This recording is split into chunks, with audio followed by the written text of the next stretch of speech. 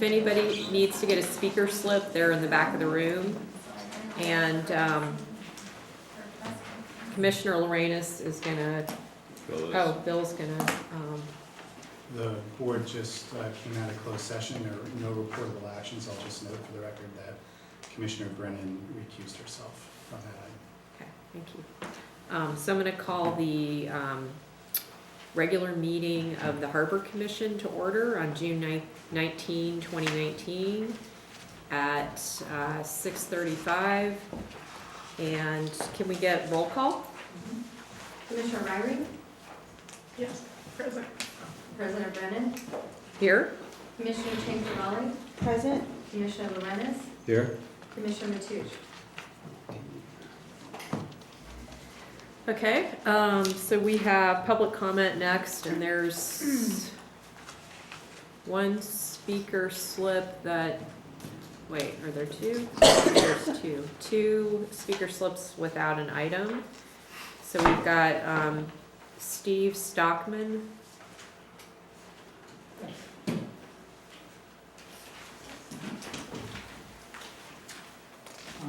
I'll introduce myself. I'm a resident, longtime resident of El Granada, and also I serve on the Coastside Fire District Board. So I read the review and was finally able to be released that the district is buying the property from the fire district, and we all have some understanding that the fire district originally bought that from the harbor district.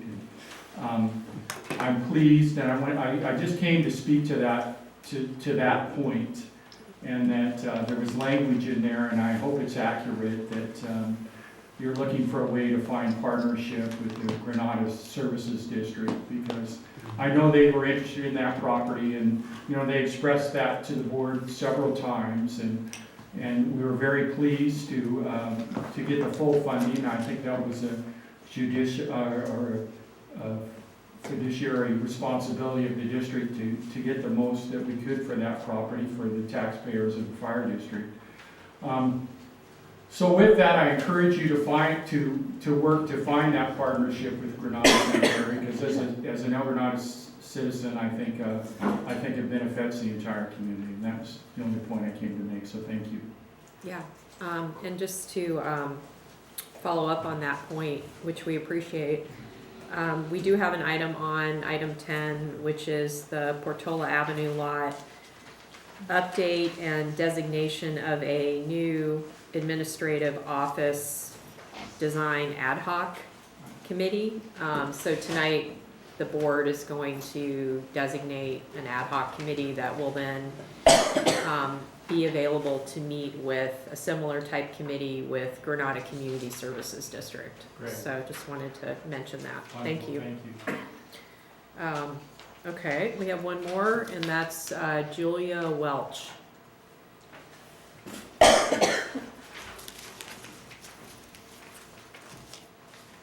Hi, thanks for giving me a minute to speak. My husband and I, Ruby Welch, and I are little boards at Pillar Point. We've been there for 3 years. We relocated from the Venetian Marina in the North Bay when I took a new job down here on the peninsula, and it's been a great place for us to be, a great place for us to live. We learned this week, on Monday, we learned that the pump out service that we had been afforded up until present will be discontinued as of yesterday. So we got a day's notice that was going to be discontinued. The pump out service is, in case you've never heard of this, in a marina, a little boat that runs around and pumps out the material that's accumulated in the sanitation tank, aka the bathroom. And this is really important to us because as little boards, that's a critical facility. There are facilities at the harbor that we can move our boat over and pump out ourselves. And that's something we'll seek to take advantage of. If you remember the weather from last winter and the winter before and the winter before, taking boats out, if you're not a seasoned sailor, taking them out, that can be very dangerous. And so having no services at all is disappointing to us. It was part of the contract that we signed when we came into the harbor. It's a critical need. I don't fully understand why we're in the situation that we're in. I did read the RFP. I'm not sure about the coupling of the pump out service with the maintenance of that pump out equipment, and perhaps the board would consider reissuing an RFP so that just the pump out service itself could be bid on. I don't know if pumping out the boats and maintaining that system is a skill set that you may find a lot of interest in or combined. I have spoken to 2 providers who would be interested in doing our pump out service, but they don't know how to go about it. They've been denied access to a commercial permit to do business in the harbor. Again, these aren't details I fully understand. I just want to reemphasize that this is a critical service, and getting the amount of notice that we got that we were in danger of losing it all together, and somehow having the relationship. Relationships get fractured for lots of reasons, and I'm not here to cast any sort of kind of blame, but I do think it's imperative that if nothing else, the Harbor District look at buying a boat, putting a tank on it, and offering the service. That's what we had in the Venetian Marina. It was offered by the marina itself. And perhaps that could be a stopgap measure before we wind up having to both days move our vessels around during the inclement weather, as well as the very likely outcome that the waters will start becoming less clean. Thank you. Yeah, thank you. And if you provide your contact info to John Moran, I don't know if you've already talked with him, Thank you, John. but he can update you on where we're at with that, because it obviously is a concern for us too. Yeah, and if I might add, Yeah. I have spoken with Julia and Rudy via email. Please be assured that any pump out vendor can get with us and work within our facility. We're trying to encourage that. I've spoken with several already myself, but please have them call me if you know of any that can help us out. Our goal is to ensure that pump outs are available as easily as possible for our tenants. Thank you. Thank you. Thank you. Okay. Great comments. So next, we have commissioner comments. Would anybody like to start? Nancy? You have nothing? Ed? I'll do a quick comment. We had our Wildlife Protection Committee meeting yesterday evening. We had folks from Audubon, Marine Mammal Center, Coastside Dog, and members of the public. The topics were how to deal with the increasing marine mammal population in the harbor, the fact that Pillar Point Harbor is one of the major roosting areas for pelicans during their migration at this time of the year, and there's been a lot of user conflicts between the marine mammals and bird users of our facility and the public, and so the discussion surrounded how we can deal with, still provide the access that the public wants while maximizing protection of the marine resources that live in the harbor or that depend on it as they fly through. So if you're interested in that, come to our Wildlife Protection Committee, because we're actively working on solutions to some of these problems, and we'd love to have more public input. We had about 25 people at the meeting. Okay. You have nothing? Okay. I just wanted to mention quickly that one of the things that the district has been discussing, and some of you guys may have heard about this already, is potentially providing some training for athletes that surf in dangerous conditions like Mavericks. And so we've been in communication with an organization out of Hawaii that does CPR, advanced CPR training, water rescue, things like that. And it's sort of a beginning conversation. So at some point, it's going to make it onto our agenda. But I know some of you here surf, or you know athletes that surf, and we're hoping that we can get the training together, if all goes well, in the fall. And so it would be timed ideally before the Mavericks window opens. So that's something that we're discussing, and hopefully we'll get it onto an agenda for public discussion soon, and, you know, want to get input and that sort of thing. So just wanted to mention that. And then the last thing is that it appears that the legislature is going to put together a set of informational hearings in the fall, which are going to look at equality and equity in professional sports. And so that's something that I'm following very closely, and I think there's going to be an opportunity for the district to give input as it relates to professional sports or qualifying events that happen out of Pillar Point Harbor. So just wanted to mention that. So that's something coming up down the road. If anybody's curious about it, you can always get in touch with me. And next we're gonna, does nobody else have anything? We're gonna go to. I have one more thing I forgot. Oh, okay, go ahead.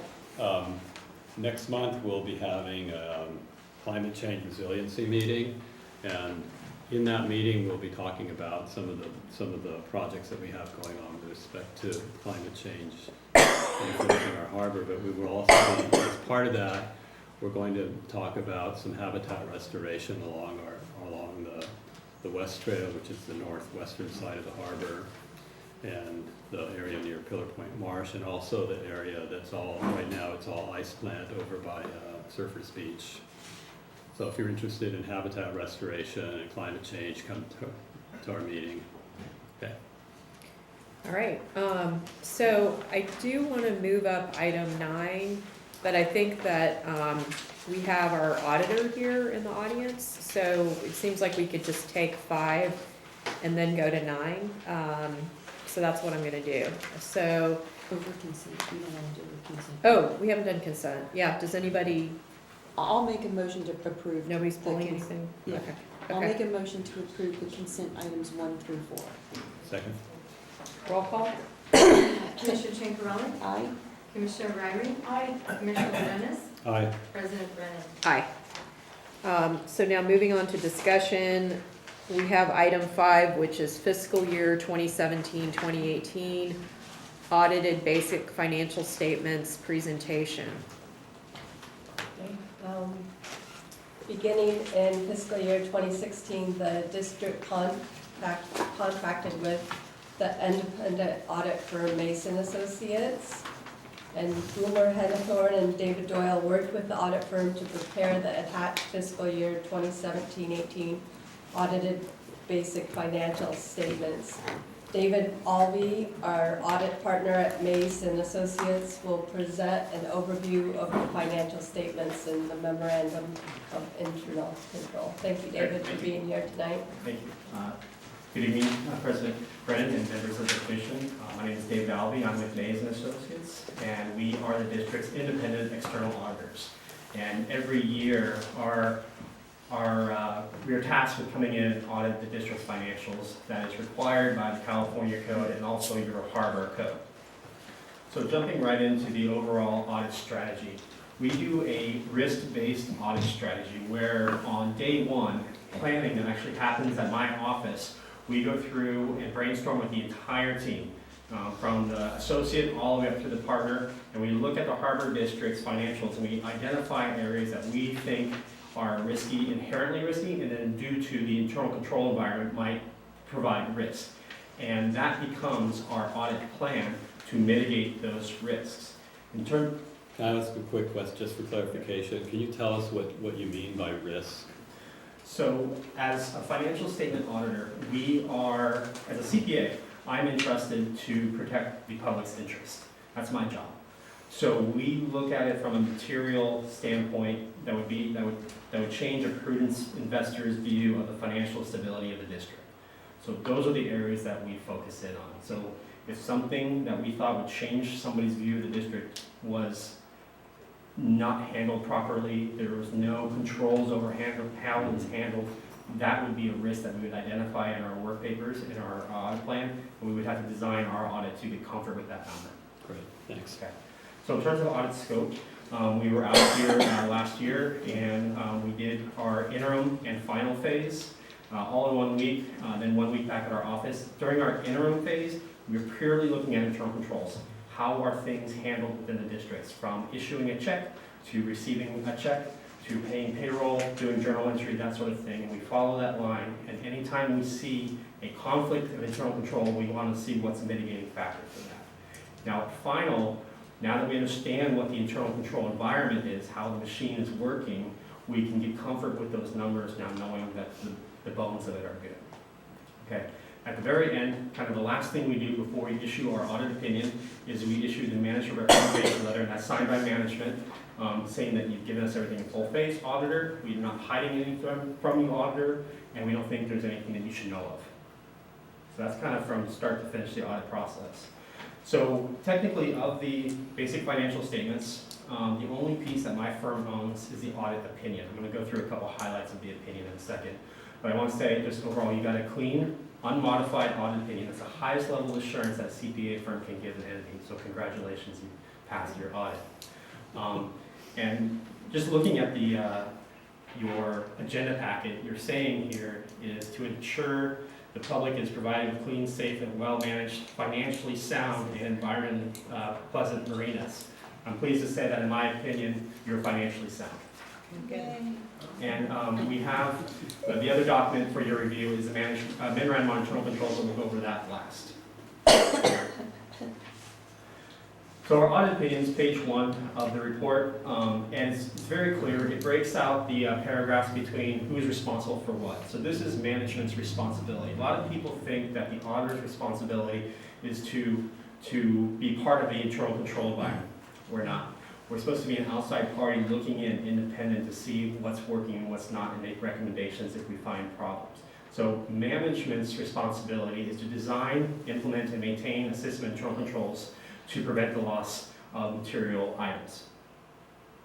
Our job is to come in and review that environment. So in our opinion, the financial statements are presented fairly in all material respects.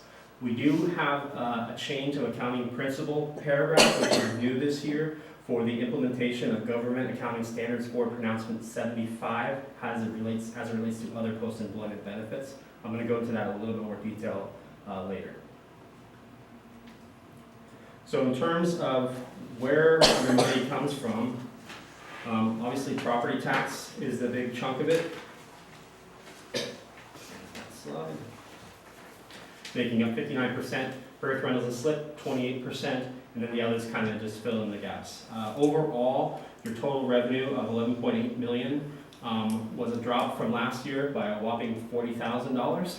So it was less than a 1% change.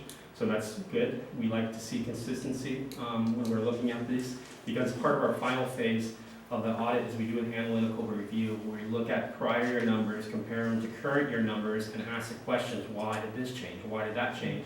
And then when management tells us their response, we substantiate that during our test. So if we see that capital assets increased a lot, well, we did a lot over at the harbor, we want to see those payments going out to those construction companies. In terms of expenses, kind of the same thing, salaries and benefits, 47%, repairs and maintenance, 20%. Now repairs and maintenance, that spiked a little bit this year, and that was one of our analytical procedures, and that was due to the Romeo Pier at Pillar Point project, which, and also on the other side, you'll see that accounts payable on the balance sheet's a little high because you weren't done paying off your contractors for that, because I believe the project was complete in September 2018. So operating expense increased 21% over last year, but in Pillar Point, we break out the different harbors in the back of the financials. So Pillar Point repairs and maintenance last year was $194,000. In the current year, it was $2.3 million. So quite a big difference there. So other significant items. Your net pension liability that we had to put on the books a couple years ago due to GASB 68 increased by $515,000 over prior year. We get these information from the actuaries, and they've been slowly lowering their discount rate on what they think they can get for investments, a little bit more of a conservative approach. So we're kind of like seeing that. Like I talked about in the opinion, you now have GASB 75, so for the other post-employment benefits. And to explain that is, so long as you pay your monthly bill for healthcare payments for retirees, you never had to put an asset or liability on your books. That was the old rules. Now, you have to put that asset or liability on the books, regardless if you pay it or not. Okay, and that's determined by an actuary as well. And GASB 75 required us to do a beginning balance, beginning net position restatement to show as if that liability has always been there. So you'll see a $1.1 million restatement, and we have a note talking about why we did that. So overall, your net position increased by 2.1, again, the 1.1 being from the restatement, and the other $1 million just from your normal operating and non-operating. You have more revenues than expenses. And since this is for fiscal year 17-18, this does not reflect the pay down of our unfunded, their UALs, right? This does not reflect anything that happened after June 30, I just wanted- 18. Okay. And further on that note, that's a good question, because with the with GASB 68 for the pension and GASB 75 for the other post-employment benefits, you're usually a year behind because it takes a while for the actuaries to give us their information for that year. So depending on when you make the payment, it might be like a year and a half before you start to see Okay. the effects of it on Thank the you. liability. So that's the basic financial statements. Oh, one more thing on the GASB 75 for the other post-employment benefits is it shows in the back in the required supplemental information behind the notes of the financials. It'll eventually give 10 years worth of trend data, which will be interesting. As you know, a CPA and a geek, I like looking at trend data. So we're up to, I think, 6 years for GASB 68 back there, but eventually be 10 for both the pension and the OPEB piece. Okay, so the second document is a memorandum on internal controls. Now this is my communication from my firm to this Board of Commissioners about items that we find during the audit and some required communication. Now, items that we are required to report are three categories. Material weakness, that means something material can flow through the internal controls of the district and not get caught. It's really bad. The second is significant deficiency, so something significant can flow through and not get caught. And the other is just a catch-all, anything that I as an auditor want to tell you that we found or a problem. I'm pleased to say we have no material weaknesses, we have no significant deficiencies, and we have no other matters to report to you other than just, we didn't even show you the upcoming GASBs, but no items noted. And over last year, you guys had an item about accounts payable, and that was fixed this year as of June 30, 2018, so that's great news. The other required communication is that we had no disagreements with management. We don't feel that management was trying to, modify our opinion in any way or do anything crazy. We didn't see anything unusual or controversial. So with that, I'd just like to open up to any questions you might have or questions about the audit process or the reports. Anybody have any questions? Nope. Nope. Okay. Thank you. Yeah, that was great. Thank you very much. Thank you. Great, thank you for your time. Yeah. Okay, so next, we are gonna go to item 9, which is the Pillar Point RV lot, coastal development permit, first look at public restroom, green space, and increased ADA parking, preferred alternative, and authorize interim general manager to take all action reasonably necessary to apply for grant funding, including the filing of an application and contract with architectural and engineering firms. And this is John Moran's item. All right. Staff recommends that the board receive public input on the proposed new Pillar Point Harbor RV Park public restroom, green space, and increased ADA parking preferred alternative. Authorize a priority conservation area grant application to cover 1/3 of the project costs. And 3, authorize the interim general manager to contract with an architectural and engineering firms for plans and cost estimates necessary for the grant application. In 1987, the district received a use permit from the city of Half Moon Bay for an unimproved parking area for recreational vehicles west of Surfers Beach. In 1998, Half Moon Bay affirmed that the use permit was still active. The district entered into a lease with K&N Properties for improvements to the site and operation of the RV park. The district communicated with the Department of Boating and Waterways regarding the lack of necessity for DBW approval of the lease. K&N subsequently received necessary building permits from the city of Half Moon Bay for development of the site. Currently, K&N operates the Pillar Point RV lot under the terms of its lease with the district. The lease was initially effective on October 1, 1998, with a term of 25 years and an option to extend for an additional 25 years. Currently, the lease expires September 30th, 2023. In order to issue a coastal development permit, a city must have an adopted local coastal plan. Otherwise, the CDP is issued directly by the Coastal Commission. The city of Half Moon Bay adopted its LCP after K&N RV lot had already been developed. The K&N RV lot is within the city limits of Half Moon Bay, so the city does have jurisdiction.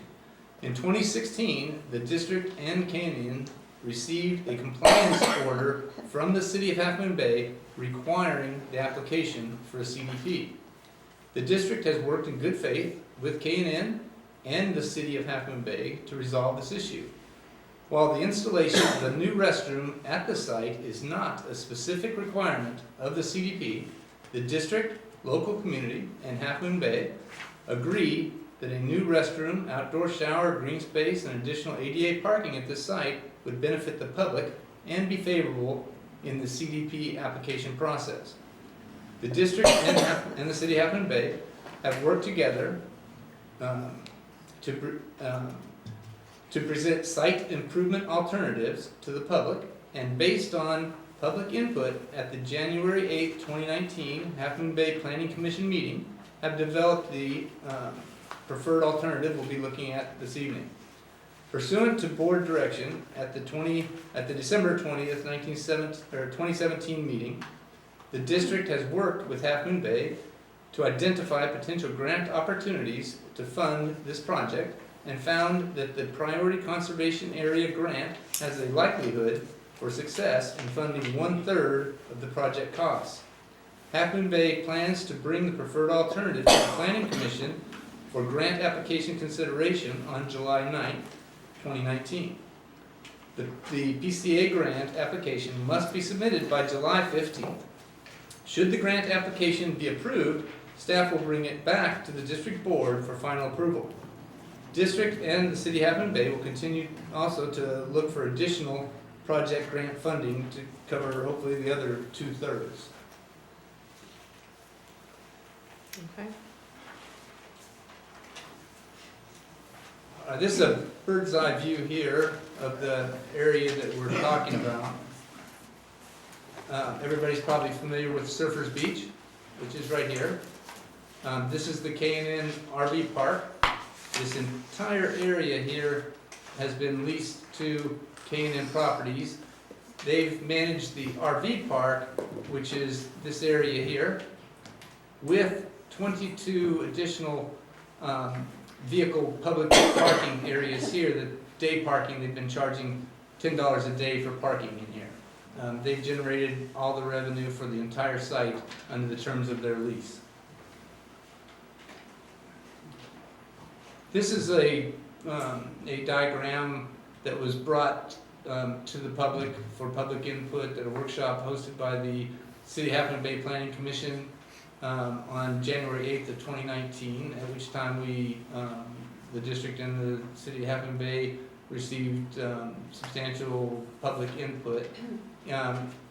This indicates where the current restroom is now, and this is the coastal trail going along here.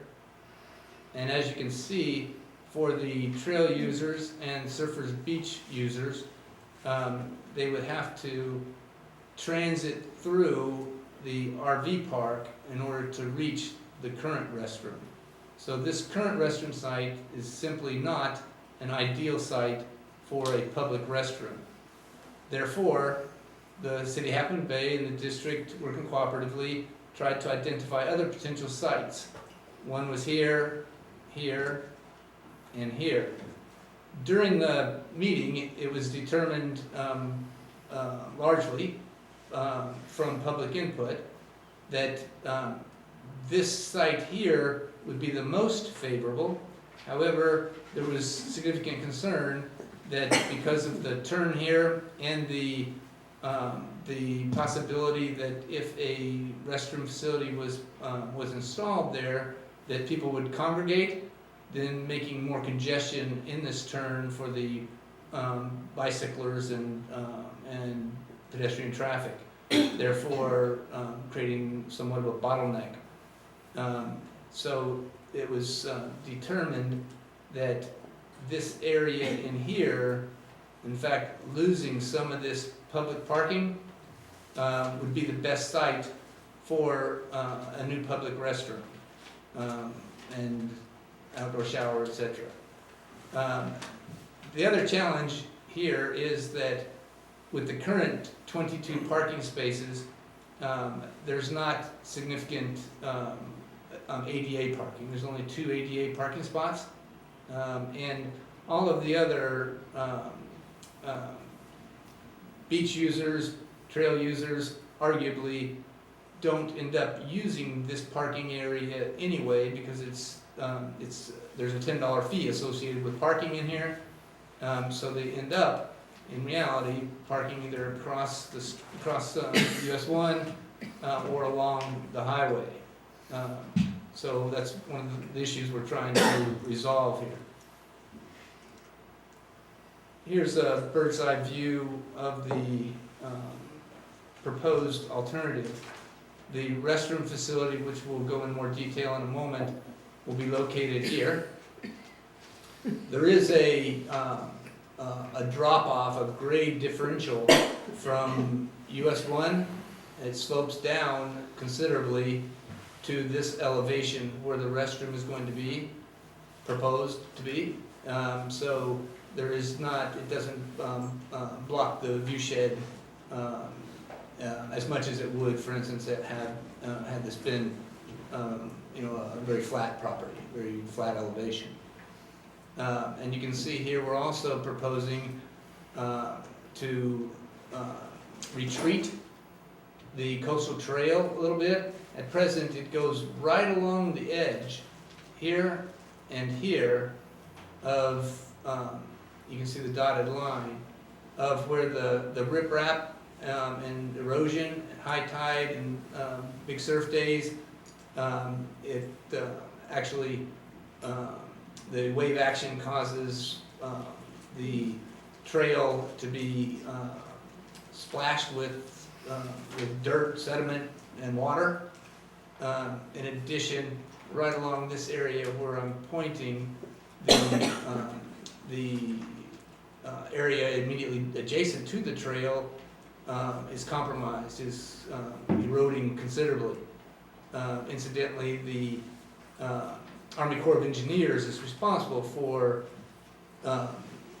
taking care of this riprap, and they have, at our request, since we noticed them, they have come out to evaluate this and do plan to kind of rebuild up this riprap. But still, on big wave days, it's still going to arguably splash water up on trail users. So retreating the trail a little bit, as we're suggesting here, would be beneficial. Here's another drawing as well, which kind of more detail of what our proposal is. Again, you can see where we're going to retreat the trail. We're suggesting for public use and trail users to have benches along the trail here with an additional walkway in front of the benches so that people's feet, et cetera, are not going into the trail, obstructing trail traffic. We're also suggesting, instead of having the 22 parking places, which obviously in this square footage, we cannot, fit everything. So, and we are desiring to retreat the trail, create this large restroom facility with outdoor shower, et cetera, I'll talk more about in a minute, and then a green space here, a walkway going along here that's ADA, at grade for ADA compliance, and all of these 8 parking spaces will be for ADA parking only and will be at no charge. Obviously, whenever you want to install a large, nice restroom facility and a green space and retreat a trail, there's going to be some loss of parking. In addition, whenever you're putting in ADA parking, the ADA parking places themselves take up considerably more room than the regular vehicle parking. So what we're proposing in this this preferred alternative at present that we're considering tonight is a first look at 3 all gender restrooms, and right here with the little pointers indicating will be an outdoor shower for surfers, beach users, and then have some additional seating here, along with the information board, 3 water stations, 1 for pets, and then a seat wall here with additional seating. So substantially more seating, green space, ADA parking for free, and then a very nice complex for a restroom, in addition to, again, retreating the trail to where, as sea level rise and climate change negatively impact the coast there, the trail will be protected for some time. John, can I ask you a quick question? How did the number of parking spaces for ADA, the 8 spaces, how did y'all determine that that was the right number? We just got it as many as we could. There was no determination that 8 was sufficient. We hope it to be sufficient, but what the thought is by getting in as many ADA places, we would then be able to better accommodate those that really need the parking immediately adjacent to the trail and to Surfers Beach, and the nice green space and benches that we're creating, so that the persons with disabilities can very easily access. In addition, what we've observed is that those regular car parking places that people had to pay $10 to use were largely being used solely by the RV lot people that, for instance, RVs that towed smaller vehicles, etc., were using up those spots. And again, all of those public parking spaces were charged $10 per day, and all that revenue was generated by the RV park lessee, who, K&N Properties, who is also cooperating with us very good with giving up this section of his leased property. Okay, thanks. This is an architectural rendering of the proposed site. Again, these walls here, this is a very initial proposed drawing that we're putting together, but it can be modified as we move forward, which would not significantly impact our ability to apply for the grant should the board approve us moving forward with the grant application. But these walls, like for instance here, can be lowered not necessary for them to, be 6 foot tall. Again, this is just a rendering. But you can kind of see here a little bit how with the trees that currently are at ground level, this slope going up to US 1 is about a 10-foot grade. So it won't block even with this proposed design, won't significantly impact the view shed. Arguably not nearly as much should we put it away from this embankment. Can you talk a little bit about the recycling and trash aspect of this plan? Another aspect of this change is that the district is going to take full responsibility for operation of the restroom facility, trash cans, etc. At present, the trash cans and the entire property is the responsibility of the lessee. So the district anticipates obviously being able to have adequate garbage and recycling facilities within this complex, and the district and district staff will be maintaining that 24/7 to ensure that this area is kept clean, as we do with the rest of the district facility. Okay. Is that it? Yeah, that's all Okay. I have. Okay, so before we have commissioners' discussion, I want to make sure we get the public comments in. Thank you. So the first person we have is Jean Knight.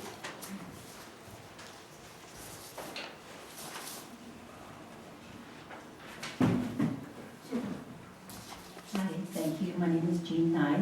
I'm an El Granada resident, and I walk the path along there almost every day. I support your plan. I only saw it recently. I saw your request in the paper for people to show up and give you an opinion. The main comment that I have is that I am concerned about the size for the space. You mentioned that it's set in towards the berm, but when I run up that berm, and if you look down at the, the lower, back to the lower right drawing, that's more what I see is that the berm, I mean, I run up that berm every day to cross Highway 1, and that building looks like it would be quite a ways above the grade level of Highway 1. I know this is a preliminary drawing though, and in your other drawing it doesn't look that much, so it's hard for me to say, but that's just to express my concern, is that it be scaled to the space. That cypress tree there, it would initially screen it, but trees die, and we are losing some of the cypress trees. So if that tree were gone, right now just looking at it, it feels like it would be a big blocky thing right at Highway 1. And I kind of liked Patrick Tierney's comment that he emailed that was part of your package, to maybe set it back, but I understand what you're saying, but just that would be my concern, is the placement of it and the height of it, just the scale for the space. I like your idea very much of replacing the existing parking with the ADA parking. As you say, I walk that every day, and it's not used by the public, it's not used by people who live here, people who are visiting here, except for by the RV park. So I think even though we're losing some spaces, it's a good trade-off. So thank you, and I support what you're doing. Thank you. Like I said, we are very aware of the view shed issues, and we did put up some story poles there, and even from our office here, this drawing is not good, but it does, the embankment does go up a bit higher than that. As I'm out there looking at the story poles, but with the embankment and then a car parked there, we could not even see the story poles. for the height. Story pools don't give the sense of mass. Understood, yeah. Okay, so the next comment is John Ullum.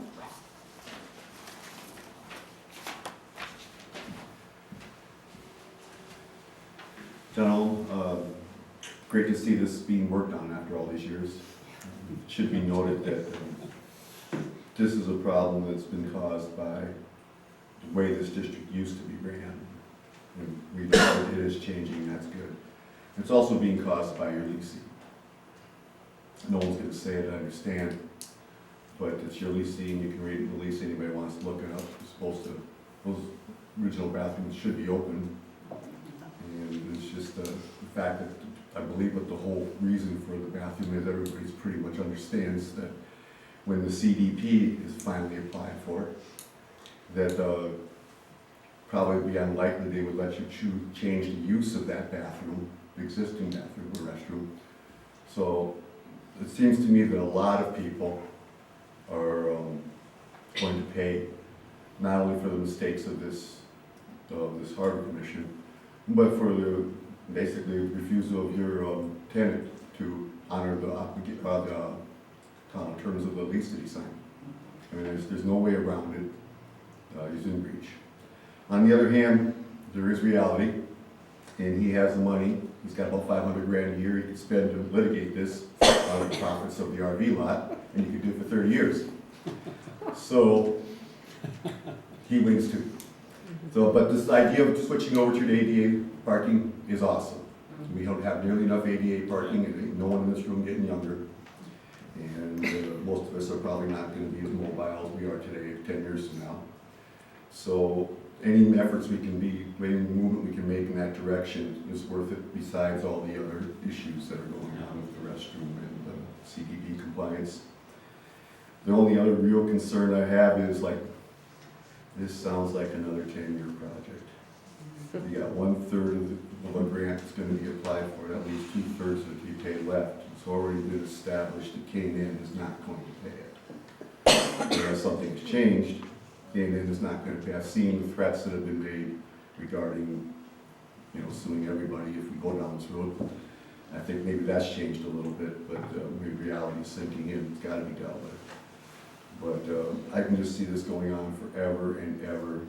I don't know what would happen if the grant didn't come through, and what happens if it does. Who's going to? We got two-thirds of it still to fund. It could take years and years, and by the time it happens, all of you might be gone.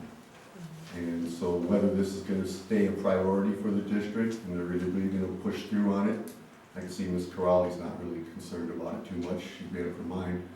The 3 of you are paying attention, so is staff, and I think that's great.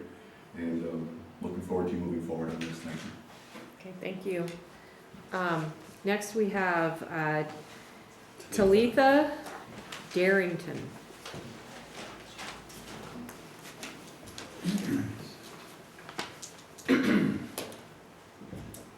Thank you. I'm Talitha Darrington. I'm a resident of El Granada, and I'm the secretary of Certified San Mateo chapter.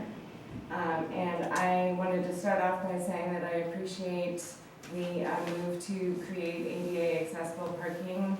One of Certified missions is beach access, and that is for all peoples, not just some peoples.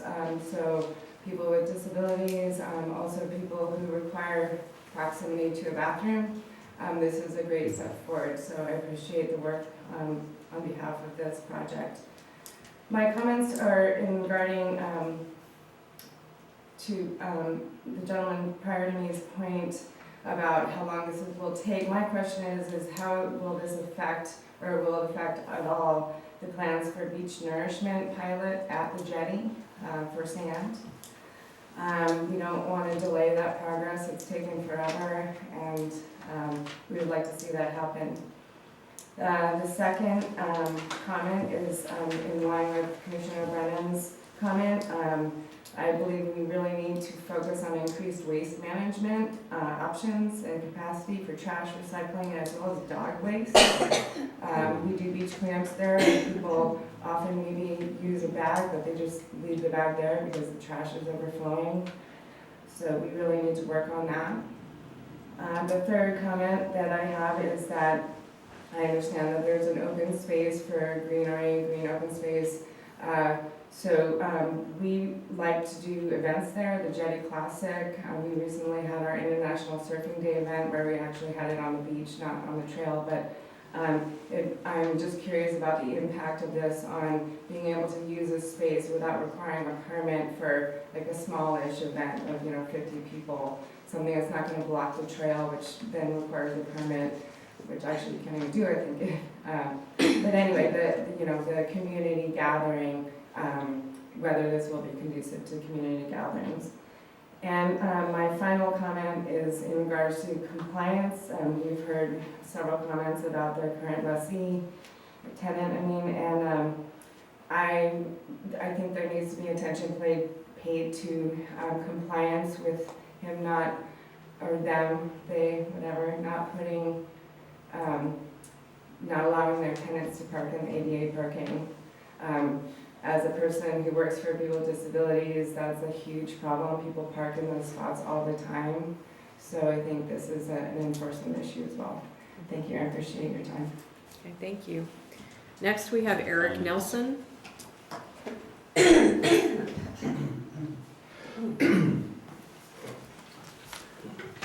Hello, my name's Eric Nelson. I just wanted to say thank you for getting this to the point where it's at. I know that we got a long ways to go. I was here a few months ago. I put my 2 cents in about having bathrooms put in down there. I represent Pillar Point Surf School. They are permitted through the city of Half Moon Bay, and we have kids from ages from 7 to 17, and sometimes they have to use the bathroom, and we have to drive them all the way around to the harbor. So that was an issue. As far as the ADA goes with the parking, I would almost say make it all ADA parking because it's not that big of a lot anyways, and maybe have the center of the lot permitted for surf schools or for special events, and you could do like a one-off, or they could do it for the season. Hardly anybody ever uses that. They always just park along the highway anyway, or they park in the dirt lot. And I think it looks great. It's better than what we have now. So hopefully we'll just go from there and crowbar this thing in.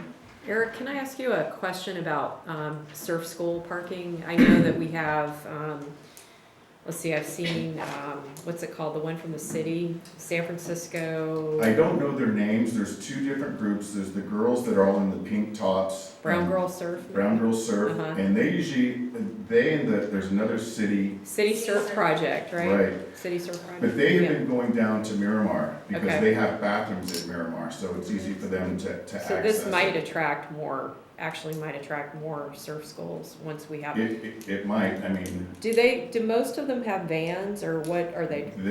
From what I've seen, they have buses. The city surf school has a bus. Has a bus. Like a school Okay. bus. Okay. The Brown Girls Surf, I don't know if they're vans or whatnot. Okay.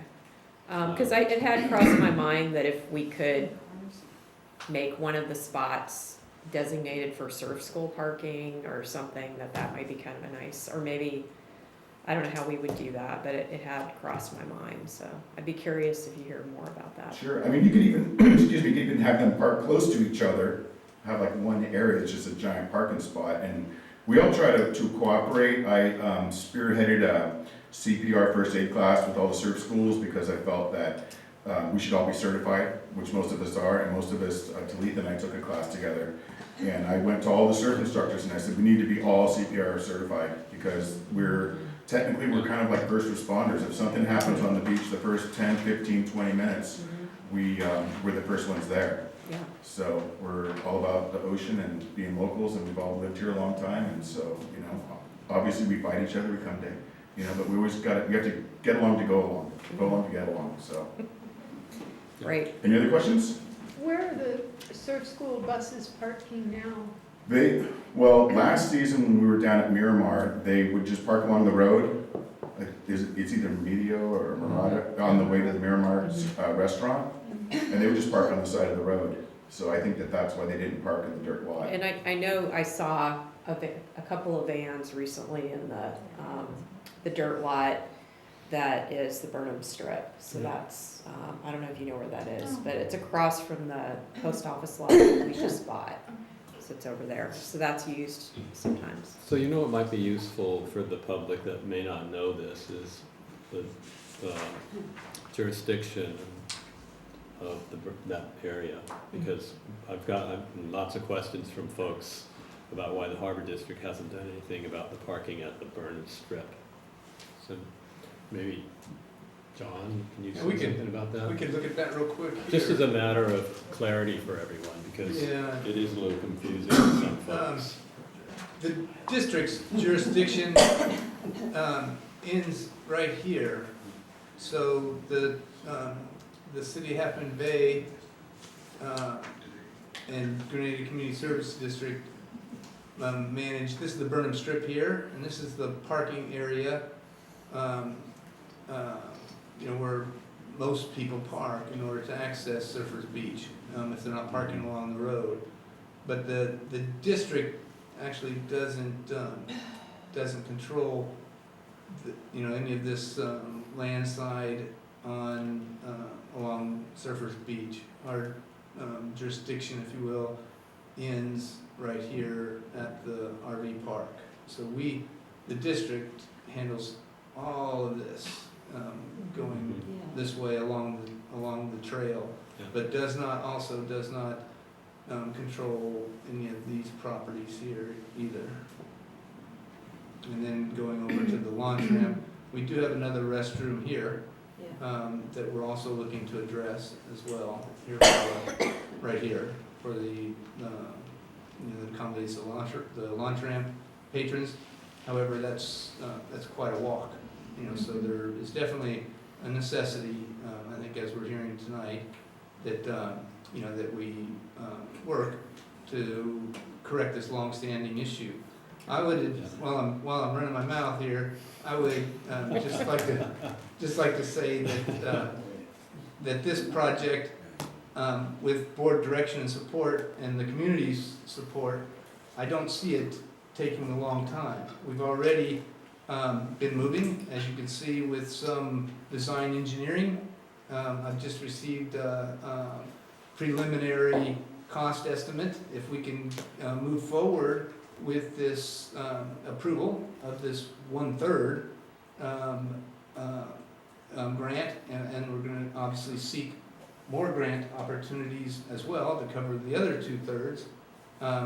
The district also supports this very much, and as we heard earlier, is in excellent financial situation. I don't see this taking too long to move forward with, frankly. Again, with public support. We, the district, will and have already done our best, but we will continue to get the cooperation of our lessee in many aspects here. But we don't want that to slow down this project. In addition, just to reassure everyone, this project in no way will slow down the Surfers Beach project. That's not going to happen. Yeah, and the team of people that's working on the Surfers Beach sand replenishment project is an entirely different group of people, and they're not going to be addressing this project at all. So it's not like we'd be taking anybody off that project to work on this project. And that project is so far in too, right? I mean, you can't just abandon the project.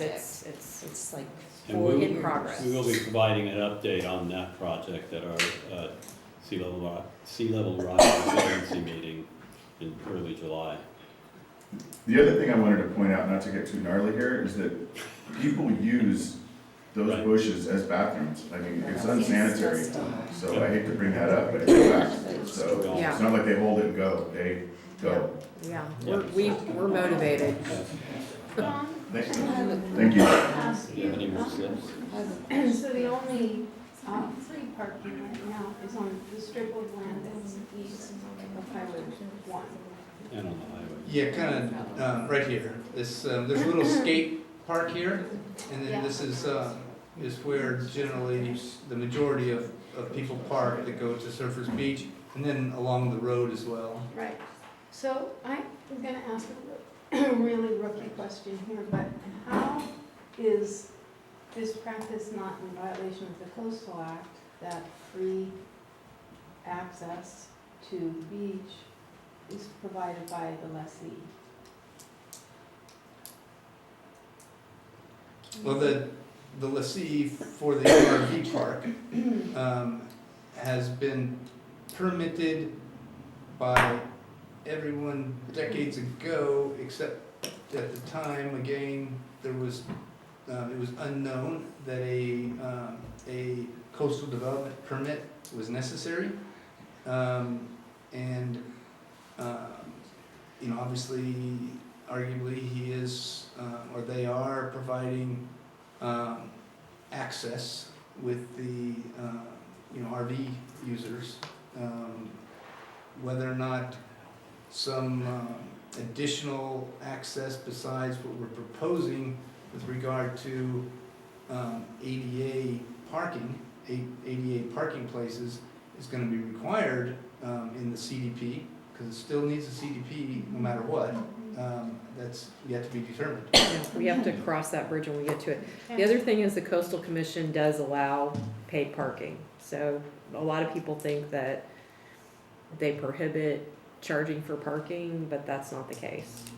So this recent case against the Ritz Hotel came about because the Ritz wasn't providing free access, free parking. Well, they and had an signage. agreement, Yeah. so that was built into the CDP, that they had to provide, I think it was 25 parking spaces that you don't have to pay for. So if one was available, you were supposed to be able to park your car in Part of it. the permit for building. So that was a deal that was made, and deals get made during coastal development permits for all kinds of things, and that was the deal, and the deal wasn't fulfilled. So, you know, we haven't gotten through that process, so we don't know what will happen, but we don't have a very big footprint. You know? And I'd like to point out that the Coastal Act, because it requires these, one is a coastal development permit, and it has to do with the actual development, and the other one is with change in use. Those two permits requirements gave the district leverage to get where we are now. And that's an important part of what's happening here. I have a question. John, you said that we're working with the lessee, which I think is good, but what is the situation with a possible lease amendment? Is there a possibility for that, given that we're gonna be, unless I misunderstood, which is entirely possible, these parking spaces, I guess it's goes against the lease terms now, or, I mean, I don't know, will we need a lease amendment? Yeah, fortunately, legal counsel is working closely with us, and Okay. we're gaining the cooperation of our lessee.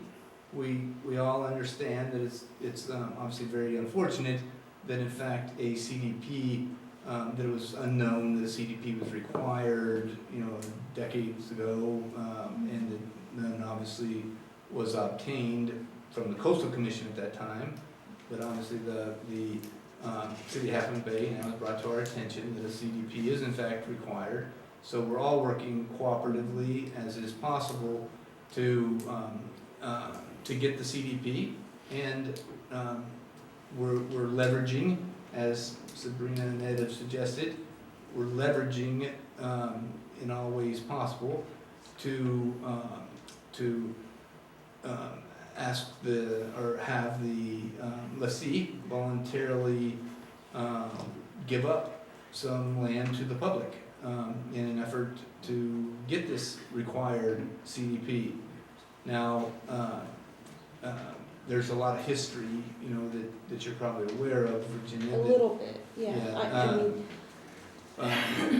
Where I'm not against the project. There's been considerable I just wanna challenges with the terms of the lease, and Canaan Properties adhering to the terms, and then there's been challenges with regard to past district staff interpretation of those terms.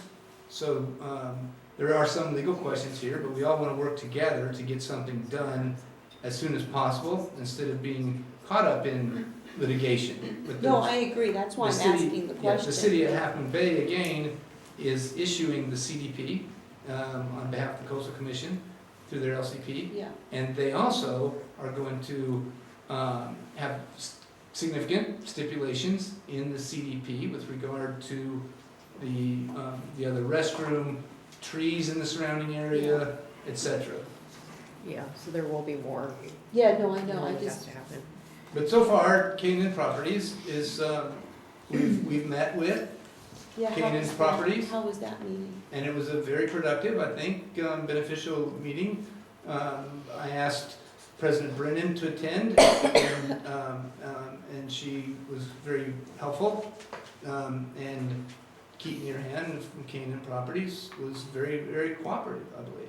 And you know, if we can get, again, the support of the community, I don't see this taking a long time to get us moving forward. And of course, with the public input, we encourage everybody to continue to provide input and their concerns so we can tweak. But we do want to, you know, there's got to be compromise made in order to get anything done, you know, and that's what we're trying to do. So speaking of public comment, we do have one last speaker who put in a late slip. Jane, and I can't quite read your last name. Hillhouse. Oh, thank you. Thank you. I just wanted to ask a couple of things. First of all, if KN is in your land, why you can sue him? Why not? The Rips have done it. Well, the Rips got sued for not complying. I don't know why everybody's pussyfooting around that man. He's thinking rich, and he just because he owns a lot of land, you just seem to want to let him get away with it. I don't. Look at the trees he's never cut down. He's supposed to have trimmed all those trees so there's a nice open people can have their view. He hasn't cut one tree down. And can I just ask you on an issue about your logs? Aren't you in charge of the parking lot on the east side of the highway? Or you're not? Some of them moved one of them. Now That there's would a be Granada Community Services District, and they are upstairs. Yeah, completely separate I agencies. guess they need nailing down, because I was there on Sunday, and one had been turned sideways, so the trucks could just pull right through. Mm. Oh well, I thought that was your little neck of the woods over there as well. No. Okay. Well, I like what you're doing, but height is an issue. I mean, anybody in Northern Ireland can tell you the same thing. I can't tell, but I didn't see your plan thing up, so I didn't see how high it's going to go. And I take it this green area will be street level, not 10-foot trees, right? You've got to think these things through while you start.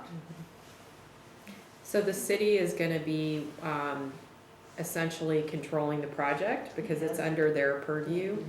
And I think one of the interests of some of the commissioners is working with native plants, and we all, well, I shouldn't say we all. Well, come and help yourself. Two of us live here. We are well aware of the concerns about trees. So that's not something that we are unfamiliar with. So appreciate those comments. And you could put some solar on top of your toilet. That's an interesting idea, actually. Okay, thank you. So we haven't had board discussion. Does anybody have any? We've had a little. Comments. You do? Okay. Sorry, I spoke too soon. Okay. So some of you know that as a community member, I've been working on this for quite a long time. And you know, the district, the current board, we are constrained by legacy leases and things that happened pretty far distant in the past, and this happens to be one of them. I'm very happy that the current board, but also the city of Half Moon Bay and Half Moon Bay Planning, we've all been working very well together. I mean, it hasn't been an entire you would characterize it as a total love fest, but we all have the same mission in mind, and as John said, that is one of the reasons that this project is going to move forward, because none of us are getting in each other's way. I think it's a really good example of how a special district and a city can work together to do something that's really beneficial to the public. And I'm very happy this is happening.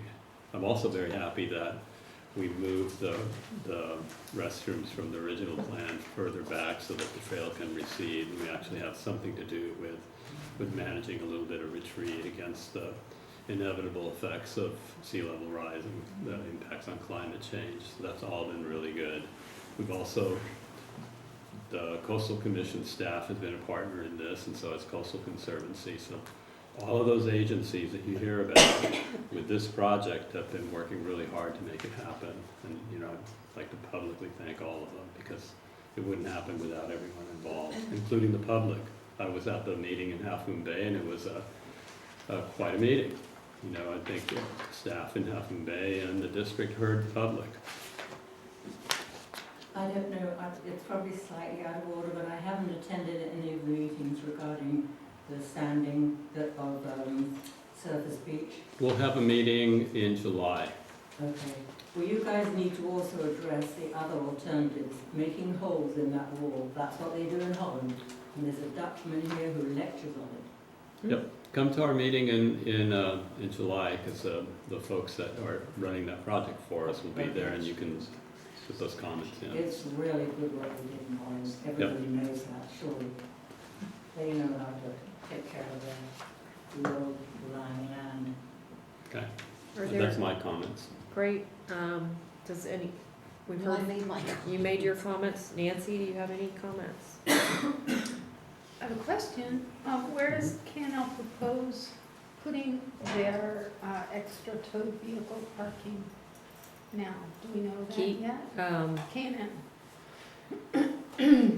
Well, I asked him about that because I think a lot of people know that is where, the public parking has actually been used by his customer base. And he said he'd figure it out. He didn't seem too worried about it. He did think that getting some EV charging stations on the coast side was a good idea. He did mention that he's still working on his other RV lot concept. So I imagine we're gonna hear more about that from the county at some point soon. He has another lot? He owns the hotel, that's, Right. Oceana Hotel, and the That retail property. strip there, and he wants to develop, my understanding is he wants to develop a campground with RV lot on that property. So that's something that's gonna be coming up, but again, that's not our property, and, yeah, so he said he'd figure it out. He didn't seem worried about it. He Yes. seemed positive about the project, and he even said that, About this project? yeah, about this project, and he said that he would consider writing a letter of support, which I thought was generous. That was nice. We didn't ask for that, but that was nice that he offered that. He's trying to get off the hook. So it was productive. Now, I think, if we wanted to dig in our heels and make a lot of demands, it would delay things. And so that's the thing that we're trying to balance is, do we want something useful in our lifetime, or do we want to get in a big fight and not have a restroom, And so where I'm weighing in on that is, I've lived here for 20 years. I've been complaining about this for 20 years. I would really like there to be a restroom there, in the near future. So that's what's motivating me. And it's very typical for people that are, the RVs that are pulling second vehicles, small vehicles. Sometimes, you've probably seen them on the freeway where they're towing a trailer and a vehicle, almost like a small train. Well, when they're wanting to go to to a beachside RV park, they understand that there may be only one RV spot there, and there simply is not room for these other vehicles. So when they call in advance to make reservation, they ask, and Keith, obviously, may have other areas where they can drop off their other vehicles. Okay, thank you. That's a good Do point. you have a comment? Yeah, I don't mean to be out of order, but this is exactly, Commissioner Raring's comment is exactly what I'm talking about. A lot of people who use the RV park might actually also have a handicap parking sticker, and therefore the access to the general public will be eaten up just like it is now. So I guess that's my point, is that there's some kind of deal or enforcement or whatever you need to. That's why I That's a asked good about point. how you came up with the 8 spaces. Yeah, and Is that enough?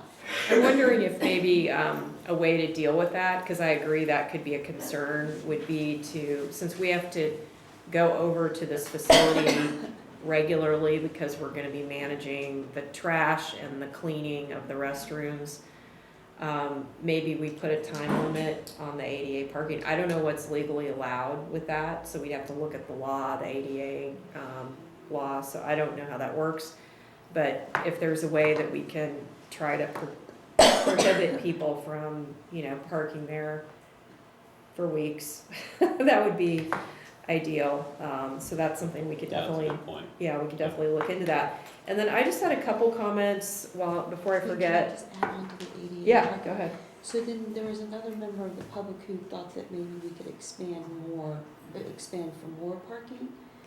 I can't remember. I'm trying to visualize where he's thinking that we could add more ADA parking and then make that center for, there was the guy from the surf school who So made that if idea. there for parking for surf school, I mean, we They're in could, the middle, but then he said expand, maybe have more ADA, and I don't know. so. Is that even a possibility? So if, anything could happen once it is being evaluated for, a permit, and that's something that the city is gonna be dealing with. Yeah, So if, it's out of our so hands. there is an opportunity for people to weigh in on the parking situation, and,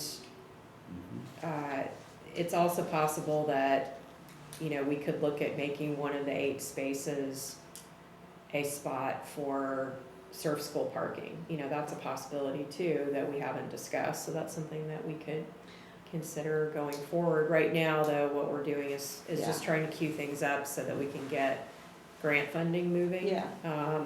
So I think that, I don't wanna make it sound like this is like the final project, cause there are things about this that I don't like either, that I'd like to tweak if it were up to me, which it's not. But, I'm gonna give my 2 cents about a couple things too. But I think that's what we're doing right now, is we wanna get all that feedback, so this has been super helpful, so that we can then think about, what other changes might need to happen, and we can go back to the architects and ask a few questions and things like that. So it's definitely, a first discussion. And while I'm on that, I will mention that, we did get an email from Lisa Ketchum, who couldn't be here tonight. And I did actually talk to her on the phone yesterday. And we both agree that the wall that's, closer to the parking area, not the wall up against the bluff, or the embankment, it should not be higher than 4 feet. Because we certainly wouldn't want to create a view blocking wall in an area with such a spectacular view. Yeah, there's no reason this has to be. 8 feet. That's just where the proposed, Yeah, so so drinking fountains will go there or over here. yeah. But there's no reason that this wall has to be as high. Again, this is a first rendering, without actually, a whole lot of guidance at present. Yeah, so I think getting another rendering that, that corrects that, because I don't think anybody's gonna support an 8-foot wall there, but, and then also like get a little more clarity on how the trash recycling is gonna fit in. And then the other question I had about the shower is, I'm used to, in Santa Cruz, for example, seeing, and I'm sure Bill knows what I'm talking about, you have the shower tree and then it has all the little spigots off the top, and then you have the Yeah. spigots on the bottom for your feet, because some people just want to rinse their feet off. And so, you know, I don't know if that would block too much access, because it's hard for me to tell exactly square footage and stuff from this drawing, but that's something that we might want to look at, just because it would create an easier way for people to get showered off quicker, I think, than to put it on the wall. And then the wall also means that bench is getting all wet. So, yeah, there are just a few things like that that I think we need to look at. Nothing major. So that's all I have. So, John, what do you need from us? It looks like you need, the 3 recommendations. Yeah, One is to- authorize a priority conservation area grant application. Yeah. To cover 1/3 of the project cost. So authorizing us to work with the district in this conservation area grant application, or with the City of Half Moon Bay. And then also authorize the interim general manager to contract with architectural and engineering firms for plans and cost estimates for the grant application. Okay, so I'll make a motion for those items 2 and 3 are your recommendations. I'll Because you second. need the authorization, so you need a motion. Yep, he needs a motion. So we have a motion and a second. Do we need to restate the motion, or everybody heard it well? I can restate.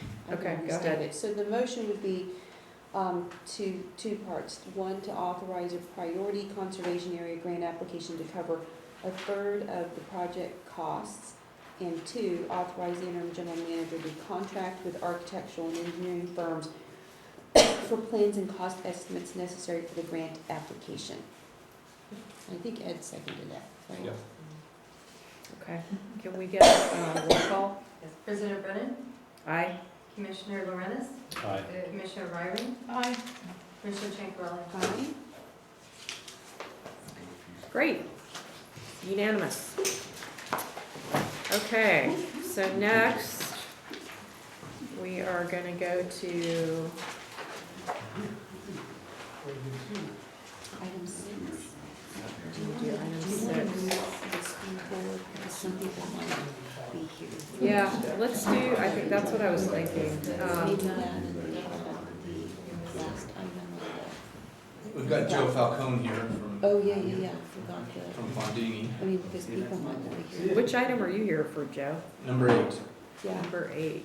but I would recommend through the chair that we move, I mean, because I think people are interested in item 7, which is the dredging project, and probably number 10, the lot purchase, but that's Okay. obviously your decision. It's totally up to you. Joe, are you looking to get out of here? I'm okay. Okay, I got my coffee. okay. And maybe we can move up Joe's item. I'm fine with doing 7 next. Okay. So that's Pillar Point Harbor Launch Ramp Dredge Project, invitation for bid. And this is John Moran's item. All right, this is a motion to authorize the interim general manager pursuant to an invitation for bid response evaluation from qualified firms and/or individuals to assist the San Mateo County Harbor District with dredging of the Pillar Point Harbor launch ramp. To execute an agreement with the sole bidder, Dixon Marine Services, Inc., for the negotiated amount of $344,480.98 and subject to continued due diligence and verification of insurance and other obligations outlined in the invitation for bid, award the contract to Dixon Marine Services, Inc. In May of 2016, the district entered into a professional service agreement with consultant Brad Damitz to coordinate a routine maintenance dredge episode at the Pillar Point Harbor launch ramp. The historic severe storm events which occurred in February of 2017 caused the eastern launch ramps to be covered in sand very rapidly. The storms were deemed qualified for emergency disaster relief funds from FEMA Cal OES. Therefore, staff and Damitz worked to apply for debris removal emergency grant funding and were rewarded up to $395,504 for reimbursement. Cost for design, engineering, construction, dredging, and debris sediment removal storage will be submitted for reimbursement by FEMA Cal OES emergency grant funding. Damitz began the permitting process and set to work on identifying a temporary staging site for sand removed from the launch ramp so they could later be used for beach nourishment. To date, all dredging stockpile permit applications have been submitted and the required environmental documentation has been completed, including eelgrass surveys, bathymetric surveys, wetlands delineations, and sediment sampling analysis. A stockpile site at the Half Moon Bay Airport has been secured and permitted. The project invitation for bid was issued and bids opened on May 1st, 2019. Dixon was the sole bidder and initially proposed $482,809.35. In accordance with the invitation for bid terms, the district's design engineering team and staff determined that the most efficient work plan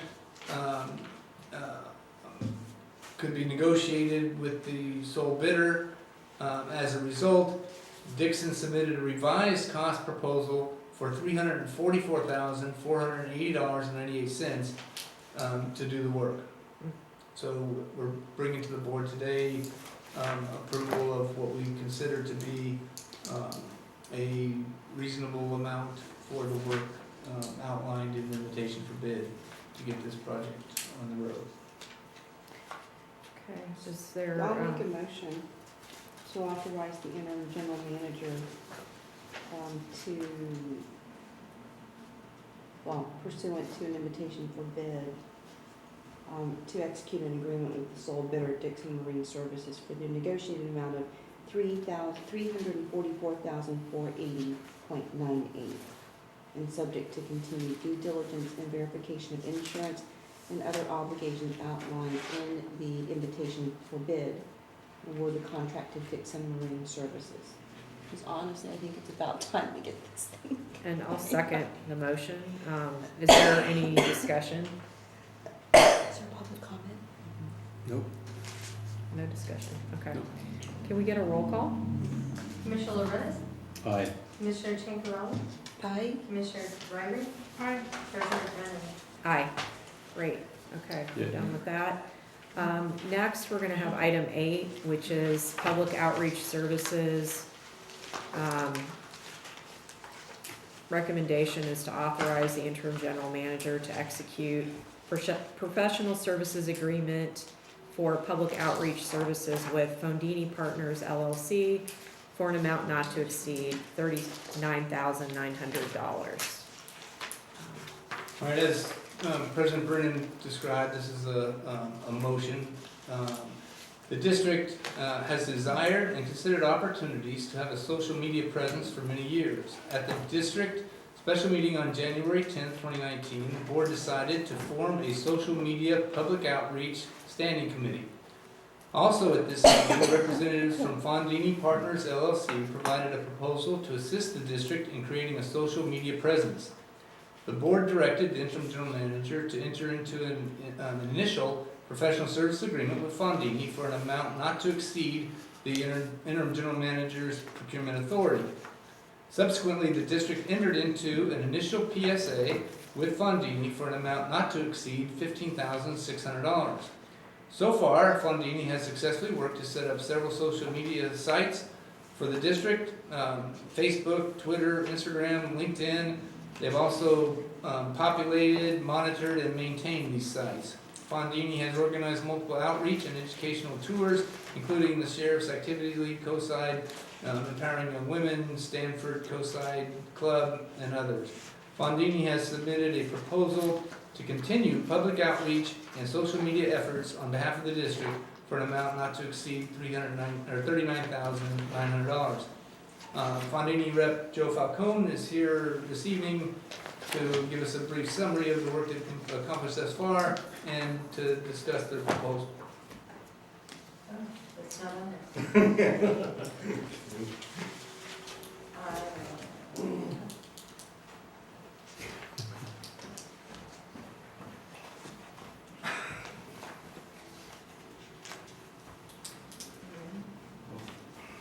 Lester. Well, while we're waiting, can we, I'm not sure what we're waiting for, but can we just ask questions? Yeah, well, of course. The IGM asked me to do a little PowerPoint, so I guess it's not on there. In the packet? It's the one in the packet, so Okay. you can just look at it. I don't think it's even in the This packet. one? This one? It's, Yeah. It's it at the starts very back at end. 8, Yeah, it starts at 8:25, 8-27. Yeah. Oh, It's okay. attachment 2. Okay, got it. Or Yeah. three, Oh, one of okay. them. And if anybody here Green. wants to see it, it's in the ring binder on the back table back there. Did you want to just start on that, or do you want us to use up some time and ask you a couple questions? Might as well ask me some questions. I So- mean, Sorry. One question I had is, one of the things that I was hoping we would get to at the next social media, or what do we call our committee? Nancy, you're the chair, what's it called, the outreach committee? Outreach and education? There we go, yeah. So I was hoping that, and I think Nancy's in the process of scheduling something, but I was hoping that we could kind of come up with a plan for different, like sort of a plan for social media, and not just like the schedule of sort of like, well, here are the things we're gonna be, the themes that we're gonna be focusing on, but also how are we archiving things? And one of the things that came up recently was when I was working with the firm that is handling our executive search, and I think you got involved with that and you helped them with some images. There were some issues with trying to find the best quality images so that when we have a graphic designer or somebody that needs to produce something for the district, they aren't looking through 1,000 terrible pictures to find a couple of, good ones. So I know that's kind of outside the scope of what you guys have been doing, but it seems like now that we're finally starting to improve our image, that we need to also kind of organize those images so that they're on the district's FTP site. I don't even know, I think we're using Dropbox or something. I use Hightail, people use different things.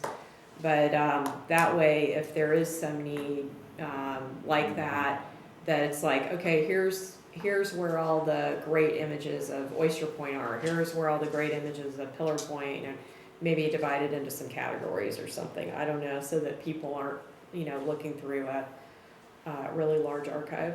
So that was one thing. And then the other thing, and I'll let you answer, is I noticed on our website that there's a link to social, but can't we have the icons on the website, like on every page of the website? I don't understand why we have this link that takes you to a page that then has the social media links. It's like everybody else's website just has, their little Instagram, Facebook, whatever, right on the top of the page. Well, I'll answer the second question first. Okay. Debbie can probably work with the website vendor on that. Okay. You're looking for a footer Yeah, that has the links to each, and have that on every page. yep. Yeah, that's, I think she can talk to the folks at, what's that company called? The Debbie may be able to- Streamline, Yeah. yeah. She'll be able to just do that herself. Yeah. or do that ourselves, yeah. Okay, It should be a no-brainer. With respect to the photo archive, I've shared with some district personnel and some commissioners our 1,676 photos of the harbor and marina. Yes, it could use some organizing and breaking down into different categories. But that gives you an idea. I mean, that's just my archive with some photos from Debbie and a few others over the last, I guess, since 2012. I know Commissioner Lorenas has some photos, Commissioner Raring has some photos, and I haven't even gotten those yet. So we could probably end up with 2,000 or 3,000 photos, and they would need some organizing, absolutely. I'm using Google Photos for that, just because it's free and it's really easy to share. But yeah, we could figure out what's the best thing for it. But it is very useful having the archives available. The other thing we've done is we've reached out to the Half Moon Bay History Association, and we've gotten some really nice historic photos. I've only been able to post one or two so far. They've been great. We got a wonderful painting from, I think, the 20s or drawing, I should say, of the harbor. There's some incredible pictures and photos that we have in our back pocket that we can, we'll start dribbling those out. But, and the head of the Half Moon Bay History Association would like to do a lecture on the history of Pillar Point Harbor. So that's actually one of the things that we're proposing during the next 6 months is basically, as we were advised by the Coastal Conservancy, tours are nice, but they wanted us to kind of step up beyond that and get into things like putting underserved kids onto boats, doing a lecture series perhaps, doing other things like that. So that's what we're basically looking at now. Yeah, that sounds exciting. Back to the archive for a minute, so, because I'm fixated on it. What I really want to get to is a point where, you know, we have an FTP site and we've got these different categories of images where I can then look at it and go, okay, we are missing these types of images, or we need to get an updated aerial shot because this or that changed, you know, so that we can start to look at where the holes are and then see if we can't fill them in with, because there are lots of photographers who take images that we might be able to borrow, you know, not with their permission, of course. We don't want to do any copyright infringement, obviously. So anyway, that's sort of what I'm getting to, because you know, it may be that we need to hire a photographer for a day to get some good shots that fit with the social media program that you're working on. So those are things that, you know, I think we can talk more about, hopefully at upcoming committee meetings. Anyway. Absolutely. For example, for National Safe Boating Week, we really had nothing to put out there. And Harbor Patrol on both the harbor and the marina, they were really, really nice in terms of showing me around and showing off all the safety equipment and everything. So I have pictures of everything, but the harbor, we didn't have that.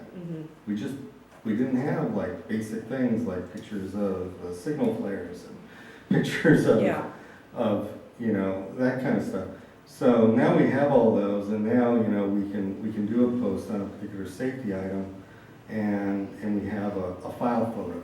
I know exactly what you're talking about. We need file photos for about, you know, every kind of category, including things like the recreational areas. You know, we have a lot of fishing. We can get from Commissioner Mateusz plenty of pictures of a charter boat, surfing, paddleboarding, kayaking. All those things, roll them all in so that we can just pick them out like that. Absolutely. Yeah, I look forward to that. How's it going, Debbie? Well, I have to restart my computer. Sorry, I somehow missed the memo that we were having a presentation on this, so it was not on the. And I received it as an Adobe, which won't show here, so I just have to save it as a PowerPoint, and so. So Joe, do you want to just try to walk us through it? Yes. So as has been mentioned before, we were approved kind of a pilot program to work on this for 90 days. The first thing we did was work with the Director of Administrative Services to complete the new electronic communications policy. Is that what we ended up calling it? Yes. That got passed, so that gave us a framework. The district had nothing, absolutely nothing. So we had to create from scratch the 4 harbor sites, and then there was a Pillar Point site that wasn't owned by the harbor, so we created a new Pillar Point site that's owned by the harbor. So all of these sites are official and owned by the harbor. We proposed doing 5 posts a week. We ended up doing, on average, about 8 per week, and that was just because there was always something coming up. I mean, for example, the restroom deserved extra posts, so we did 3 posts on the restroom yesterday. So that was pretty common. National Safe Boating Week, I think we did 23 posts, and everyone in the, there's some lovely pictures of the harbor staff, harbor district staff in their life jackets in there. And with advertising and what's called boosts, we would reach up to 20,000 people a month.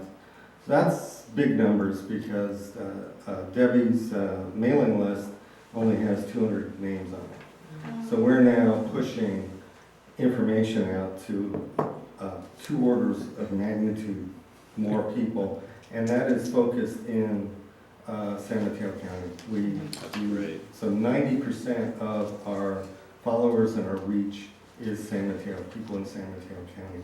And 10%, about 9% is kind of outer Bay Area, and about 1% is kind of rest of the world. And if I remember correctly, I think we've had people touch our site from from like 47 countries, which was kind of interesting. But it happens, you know. We get,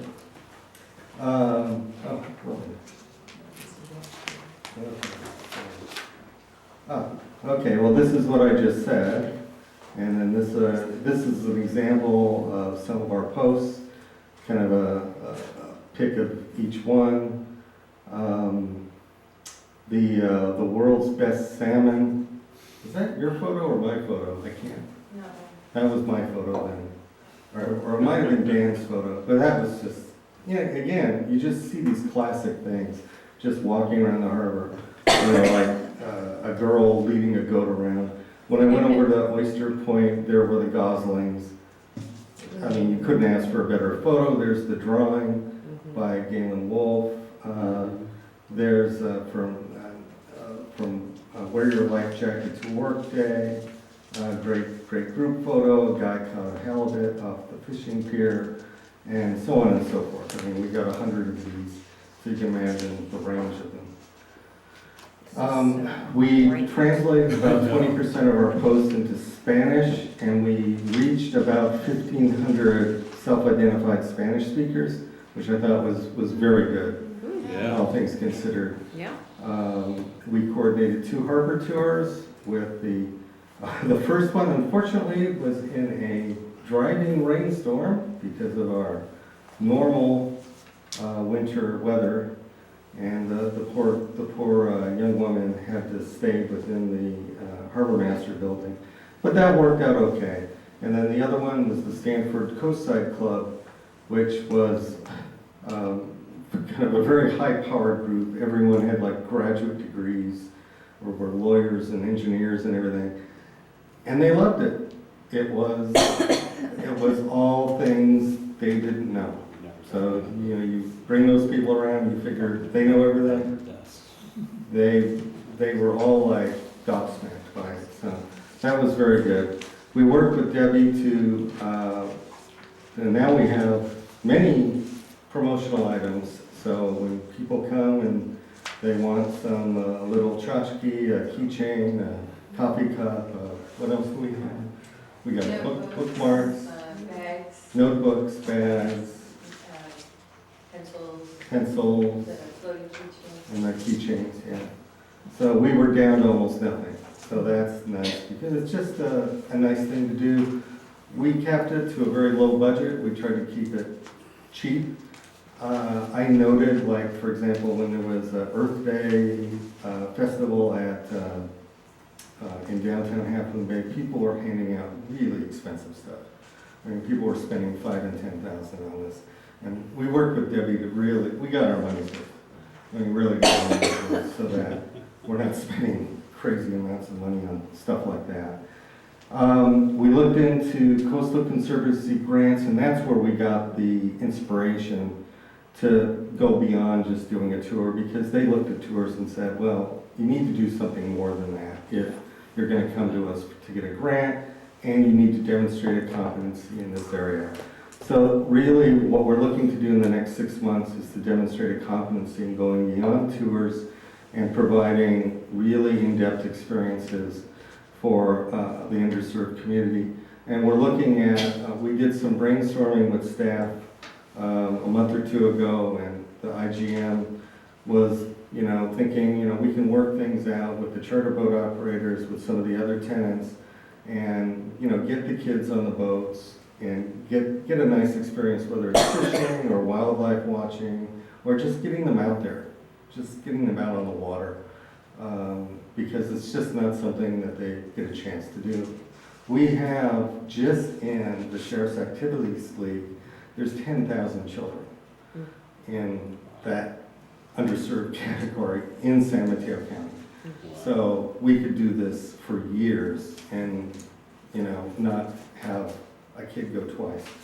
So we're looking at creating a partnership with SAL, because they're a very good organization, they're very nice people, and obviously working with the sheriffs is a good thing as well. So, and finally, there was a little brainstorming early on about creating a communication system to communicate with the tenants in cases of emergency or power outage or things like that.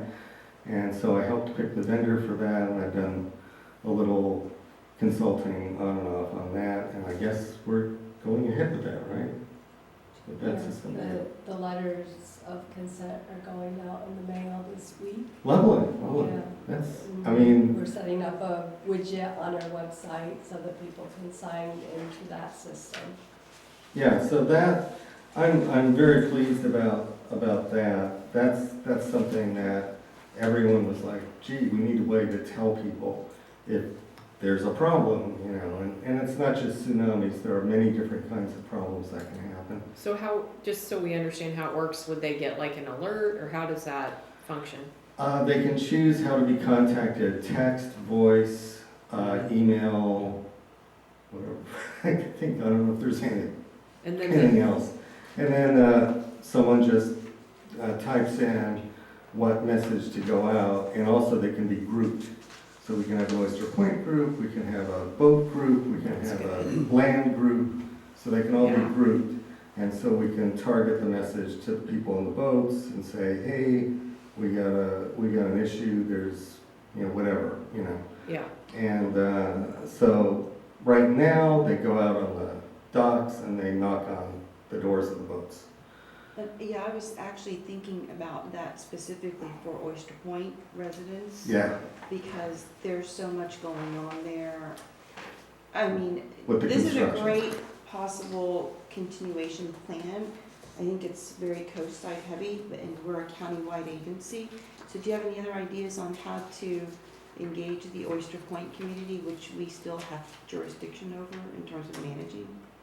We will organize events over there as well. I mean, I put It's in harder, it's gonna be a different need. Oh, yeah, I know, Different. I know. I mean, I'm But- not sure what kind of events we can, but Well, at least no, alert certain construction to. from talking to, That's why I said the alert. from talking to the guys over there and seeing the operation of Oyster Point, they have a huge lunchtime community. Yes. Right? So we could do lunchtime events there. I mean, can we work with, like, the ferry terminal, the WETA people to encourage, or, I don't know, I mean, Poetry slam.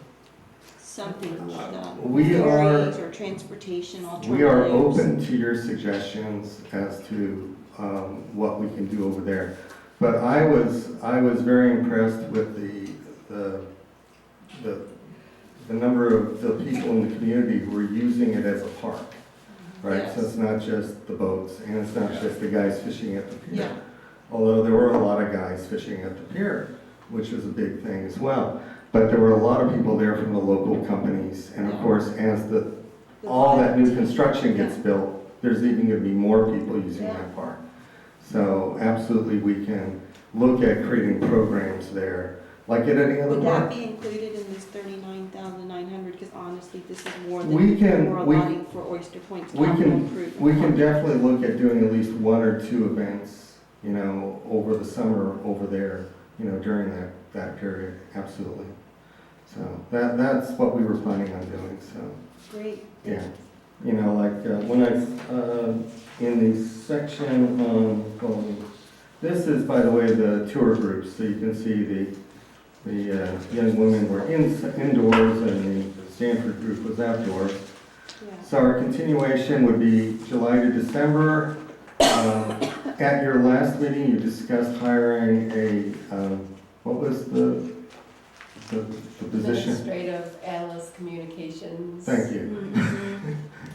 So part of the proposal, as IGN asked me to do, includes developing a plan. So right now, we just kind of dove in, created these sites. Now, I'm proposing we get more formal about it. So I was asked to develop a plan. So the Institute for Local Government has this TIERS public engagement framework.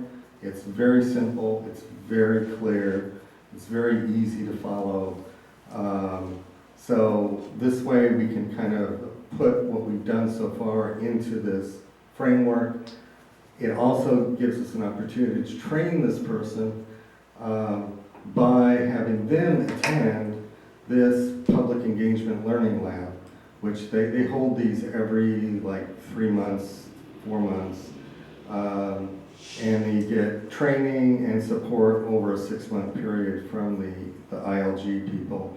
So this would be very good for us because we don't have a lot of infrastructure to support this kind of thing. So partnering with these guys to help us with developing the plan and training the new person would, I think, be a very wise thing to do.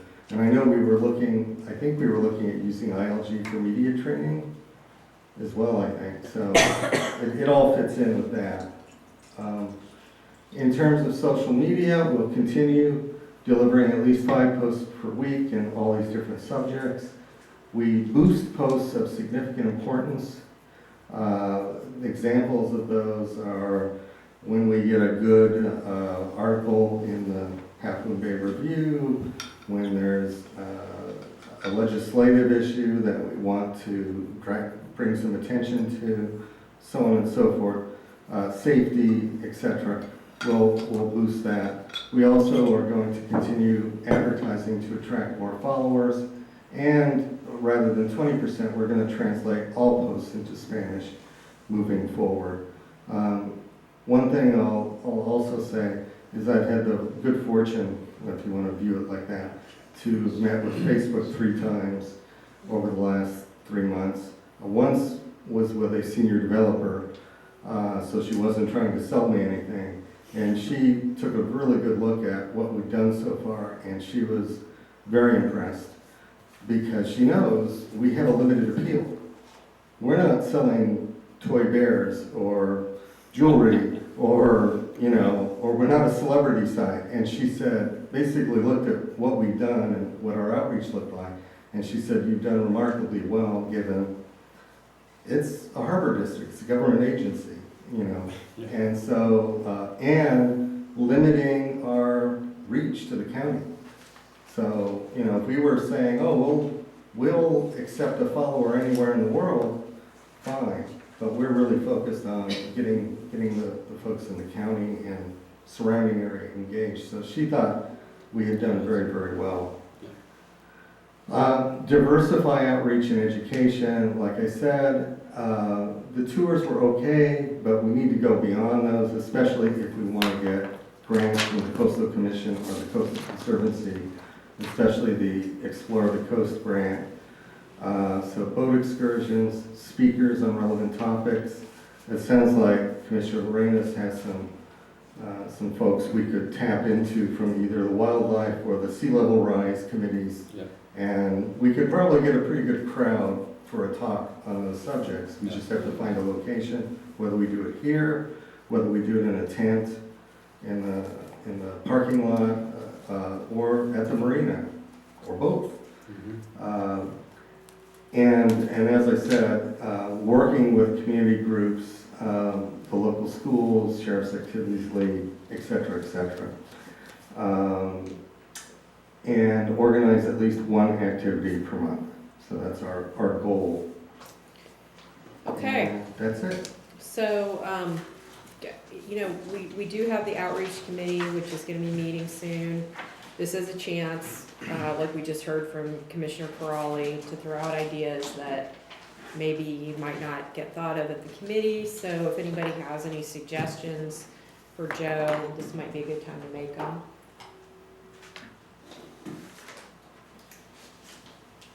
No suggestions? Seals? I do have some ideas.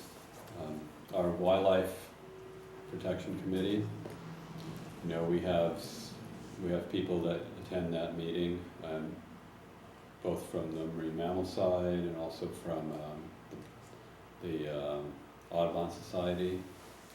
There's bird lists that Audubon sends out, and we, you know, our harbor has a spectacular array of migratory birds and also residents. Like right now, there's a whole series of birds that are actually nesting in the harbor, and some of them are pretty unique to the harbor for the most part.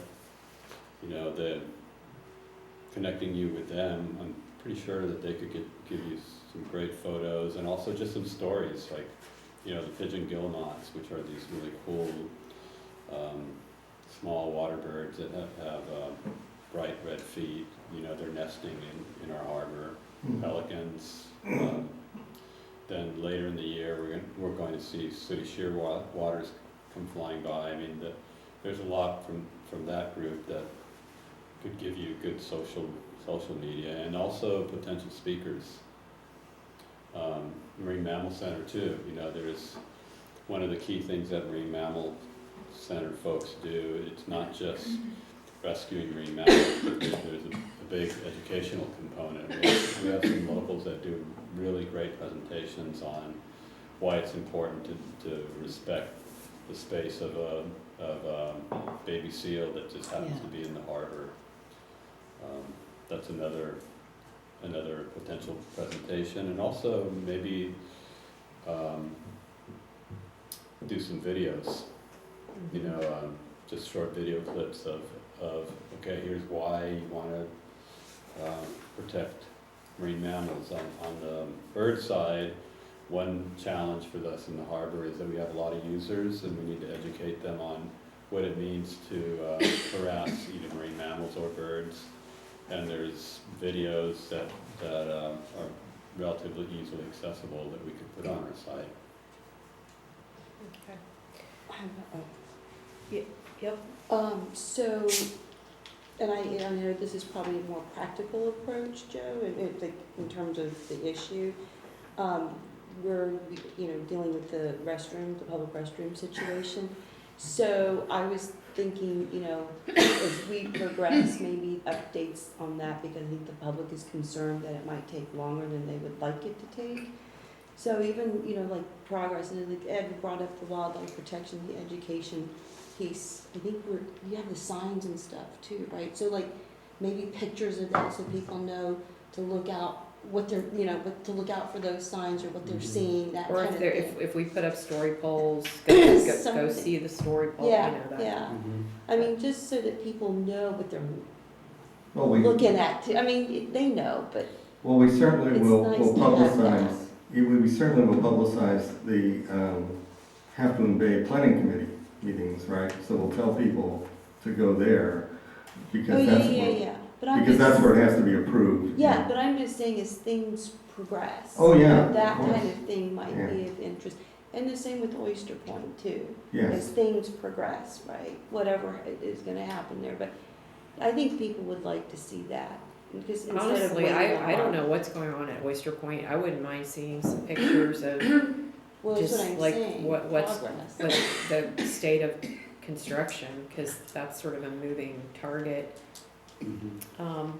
Yeah, we've been those publicizing the community meetings Which to is try to great. get people to Yeah. go there. Yeah, The other thing is, I'll bring it up because Commissioner Brennan brought it up, and it's been disappointing to say the least. Water quality, we've got, oh my God. I mean, you know, including Kelly is on the list, been on the list the last 2 weeks. The state beach at Kelly. And so it's like basically almost all the beaches between the Mavericks Point down to Kelly. So that's been kind of shocking. Yeah. And then, of course, as Commissioner Brennan pointed out earlier, if we do have this special training, you know, we'll be part of the PR apparatus, the special surfer training. We'll be part of the PR apparatus for that.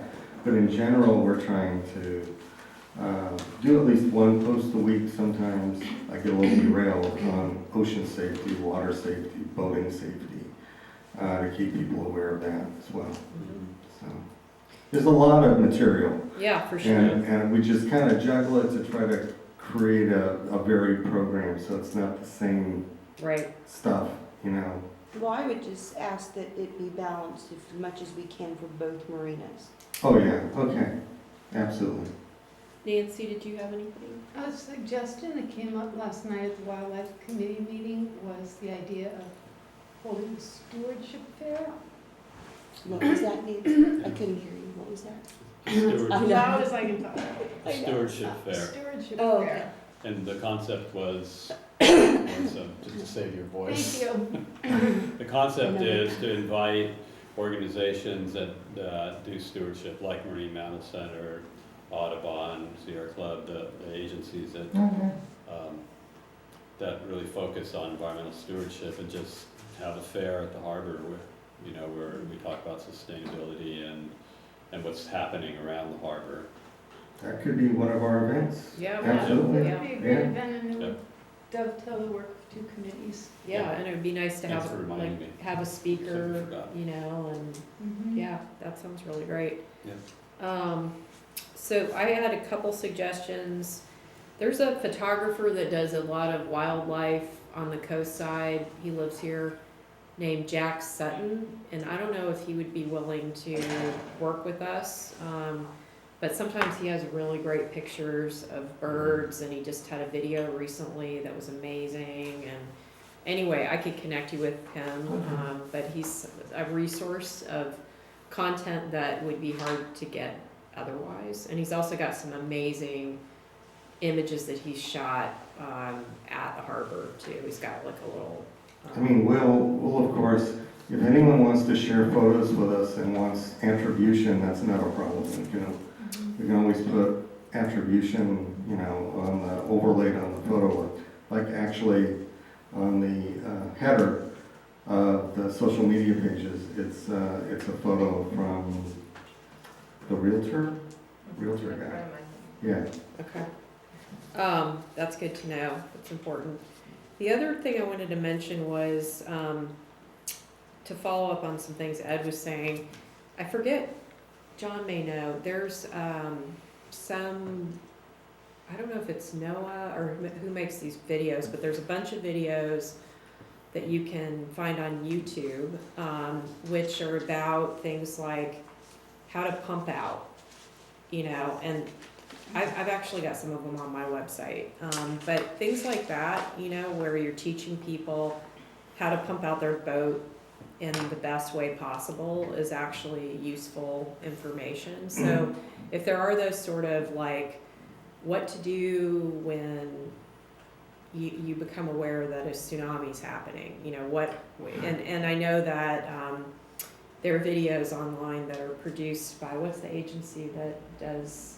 Boating and waterways. No, it's geology. It's USGS. USGS. They have a great archive of videos. I mean, that's like really good stuff right there. So checking into that. And then another idea I had was, not for now, but maybe down the road, just kind of thinking long-term. As we know, it's sometimes challenging to recruit a diverse workforce, and that's reflected in our harbor patrol. And so I was thinking, to make that role more accessible to young people who might be thinking about different career paths down the road. And I sort of thought maybe there's a way to connect this with Coastal Conservancy grant or something. Because frankly, there aren't that many marine related jobs out there. It's kind of a unique thing. But like if we did some sort of junior harbor patrol camp, or it could be like a one-day thing, if we apprenticeship, internship, I don't know, but some way to get kids thinking about marine related jobs. Or it could be that we have some marine biologists come in and talk about their work to a group of kids to get them interested in going into that field. Those are things that I think we might be of interest to the Coastal Conservancy and worthy of grant funding. Well, also, the deputy harbor master job posting, we actually put that on social media and we boosted it, and it got seen by a lot of people. The accountant job listing, we just put that out as a Facebook job, and we've got 12 people responded, of which looks like 7 or 8 look like pretty qualified people. Like one person was from UCSF. So we may be getting people through social media, through putting the job listings on social media that we wouldn't ordinarily reach. That's great. So, I'm glad you're doing that. Yeah, so that's, and in terms of diversity as well, it just hits people out there, that are interested in an accounting job. And for the deputy harbor master, we just went way out there, and we were just looking for anyone with any interest in the ocean and boats and water and whatever, and law enforcement and so on and so forth. And we got a lot of people looking at it, and clicking on it, so that was good. That's really helpful, because the recruitment is very challenging. Difficult, yes. Yeah. Okay, well, are we all done with this item? Do we need to do anything? We're approving money, right? We need a motion. Would somebody like to make a motion?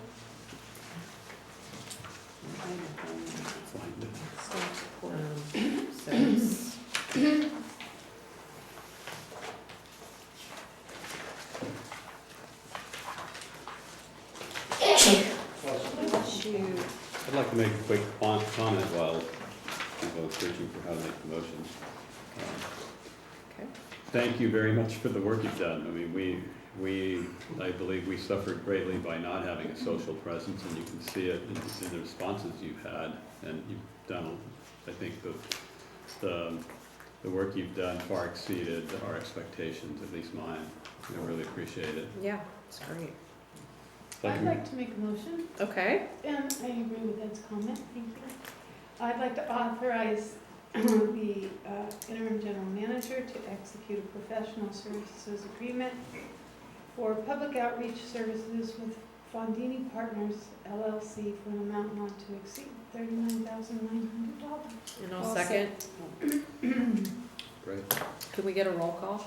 President Brennan? Aye. Commissioner Riley? Aye. Commissioner Chancarelli? Aye. Commissioner Lorenz? Aye. Okay, so now we are going to go back to, well, we could do the what. What do we That's do? what I think Yeah, we should let's do the what. let's do 10. So Portola Avenue lot purchase update and designation of new district administrative office design ad hoc committee. President Brennan, may I make a comment first? Yeah.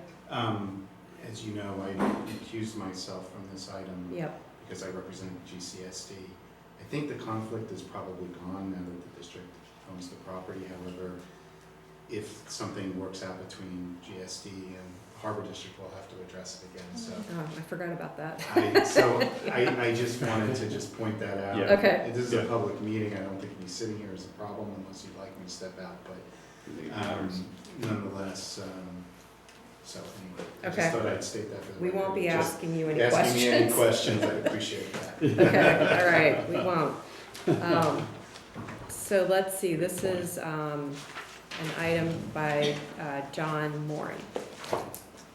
Staff recommends the board, 1, receive an update on the Portola Avenue vacant lot purchase, and 2, form a district administration office design ad hoc committee and assign 2 board members. The district has a long history of previously unsuccessfully attempting to identify and purchase a permanent admin office site. The district has historically had a committed reserve of $1.5 million for a new district admin office. The district currently rents office space at an annual cost of over $90,000, which will be eliminated when the district-owned office is constructed and occupied, relieving the district of the burden of lease payments and securing a permanent home for the district office are clearly long-held goals of this district. The land parcel at the corner of the Portola Avenue and Obispo Road, which was owned by the Coastside Fire District, was subdivided into 2 parcels, and it came to the attention of the district that the western parcel would be made available to be developed. The board directed the general manager to pursue purchase of this property, and the district was able to make an offer of the asking price, $1.3 million, prior to the parcel being offered to the public. The offer was subsequently accepted by the fire district, and after substantial due diligence, the district closed on the .31 acre property on June 6th. The property was purchased from the committed reserve. The Grenada Community Services District has expressed interest in potentially partnering with the district in some manner, as they too are renting office space and desire to develop a permanent home, and both districts desire to provide the public with community meeting space. It is believed that the 2 districts partnering in this site development would be the most efficient use of public funds and would be beneficial to both districts and the public. Now that the district has successfully purchased the property, a district ad hoc committee comprised of 2 board members should be created and populated to direct staff in advising the full board on the best alternative to move forward with new building design and to discuss potentially partnering with the Grenada Community Services District, who has already formed a like ad hoc committee. The proposed new 5-year CIP program allots $80,000 for design engineering in 1920 and $2 million in 2021 for construction.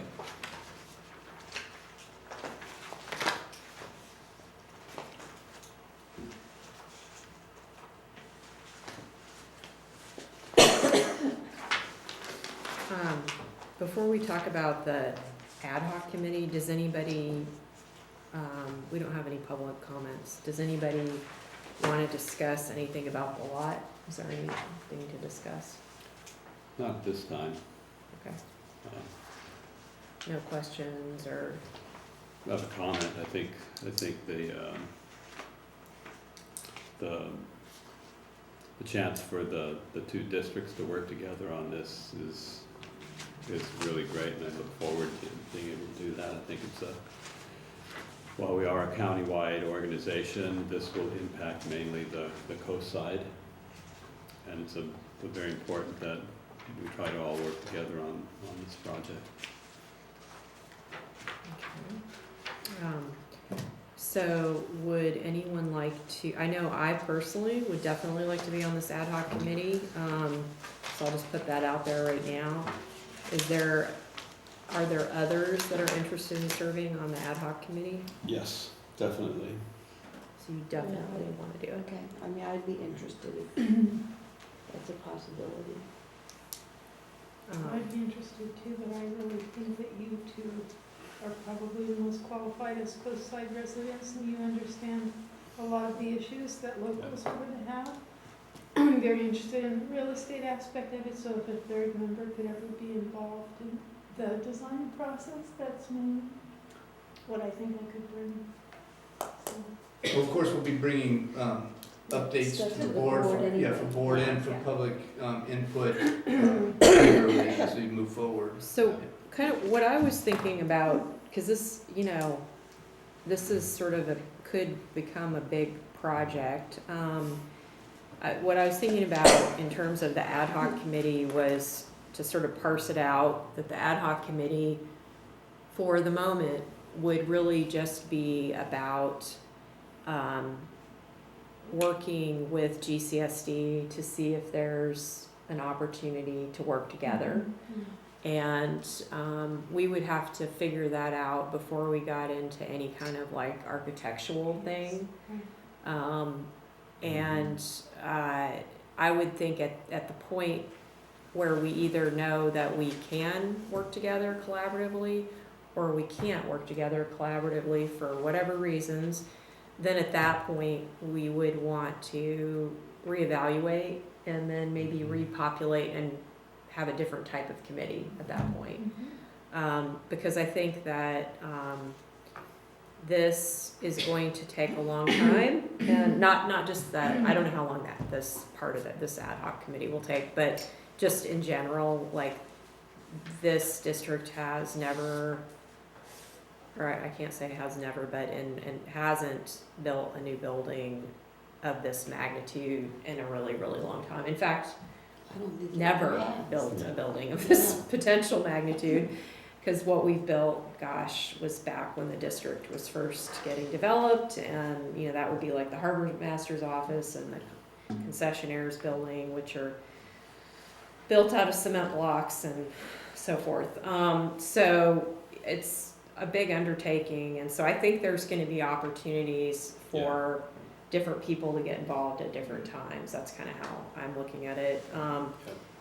And I think, you know, I think Ed would be good right now because he knows the players living on the coast side, and knows GCSD pretty well. And I've definitely been following GCSD for years, and also one of their retired members, who we all know, or most of us know, Leonard Warren, and I have been talking about a joint project on that lot for, gosh, over a decade. He's gone now, he's moved, but he does still own a house on the coast side. So it's definitely exciting, and I never expected that this was going to come up after we lost the lot. You know, that kind of killed my dream, and I was like, okay, it's not happening. But then it was shocking that coincidentally, you know, because we tried to buy another property, that fell through with the building already built, because we really didn't want to build a building, and then that fell apart, and then this opportunity came up that the fire district decided to relinquish the part of the property that the district had originally planned to build on in the first place. So strange course of events, but it is what it is. And, you know, just want to make clear to everybody, I did not vote to sell the post office lot.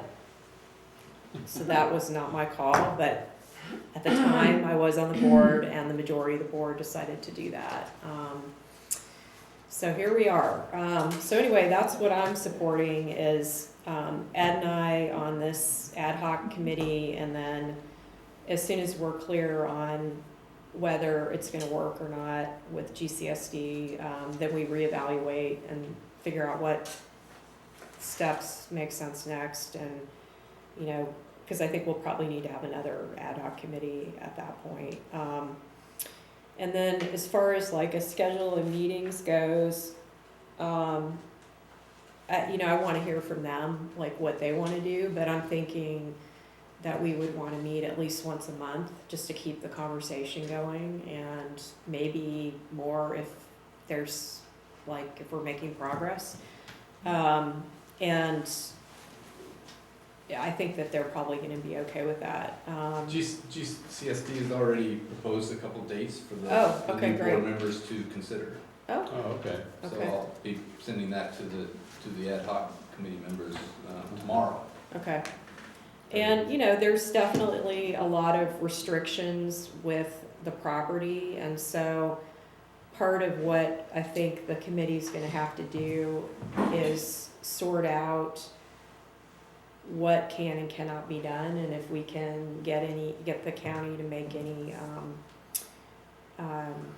adjustments so that we could accommodate. Variances. Yeah, variances, things like that. So while I don't wanna get into like architecture or anything, we may have to vet conceptual ideas just to see what would fly, what wouldn't fly.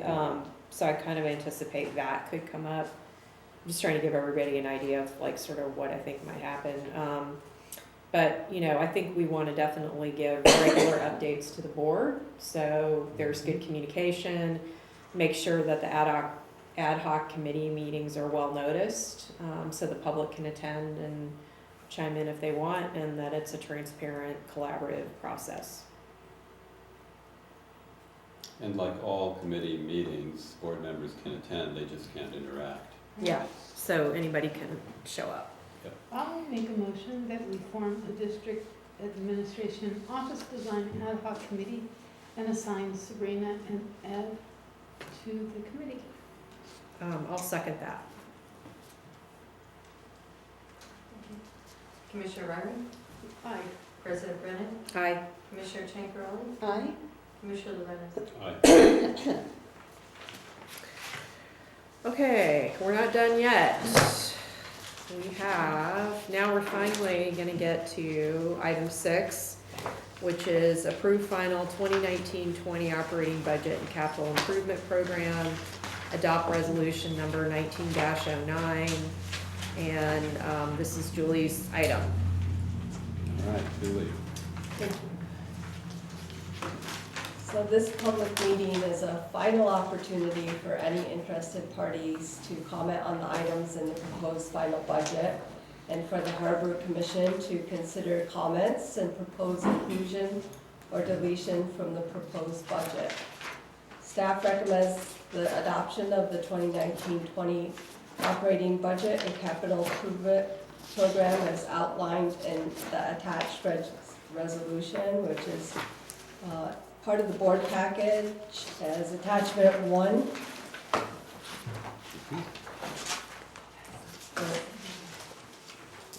The proposed final budget has been a collaborative effort between staff, public members, and this commission. The process began in March with a first look of the preliminary budget, input by the Finance Committee and the public in April and this commission, and then adoption of the preliminary budget. The Finance Committee and public provided additional input on April 30th, and the draft final budget was presented for further review in May. On June 6th, the commission provided further direction on the capital improvement program. And Debbie just handed out of the publication that happened in the Half Moon Bay Review to notice this public meeting that was not included in your budget package, but was referenced as attachment 1 in the staff report.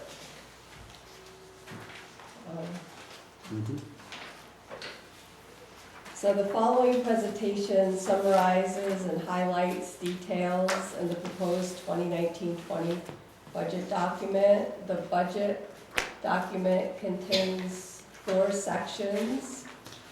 Section 1 is an introduction with a budget summary, information on the budget process, a list of budget report presentation changes from prior fiscal years, and general information about the district. Section 1 is the 2019-20 operating budget, and this includes short-term factors influencing decisions, organizational chart, and staffing authorization, along with more detailed schedules by line item and for each department. Section 3 is the capital improvement program, which includes a 5-year forecast and 5-year capital improvement program detail. And so I'm getting my sections misnumbered, but so Section 3 is the policies and definitions. Introduction is a section, but is numbered as one.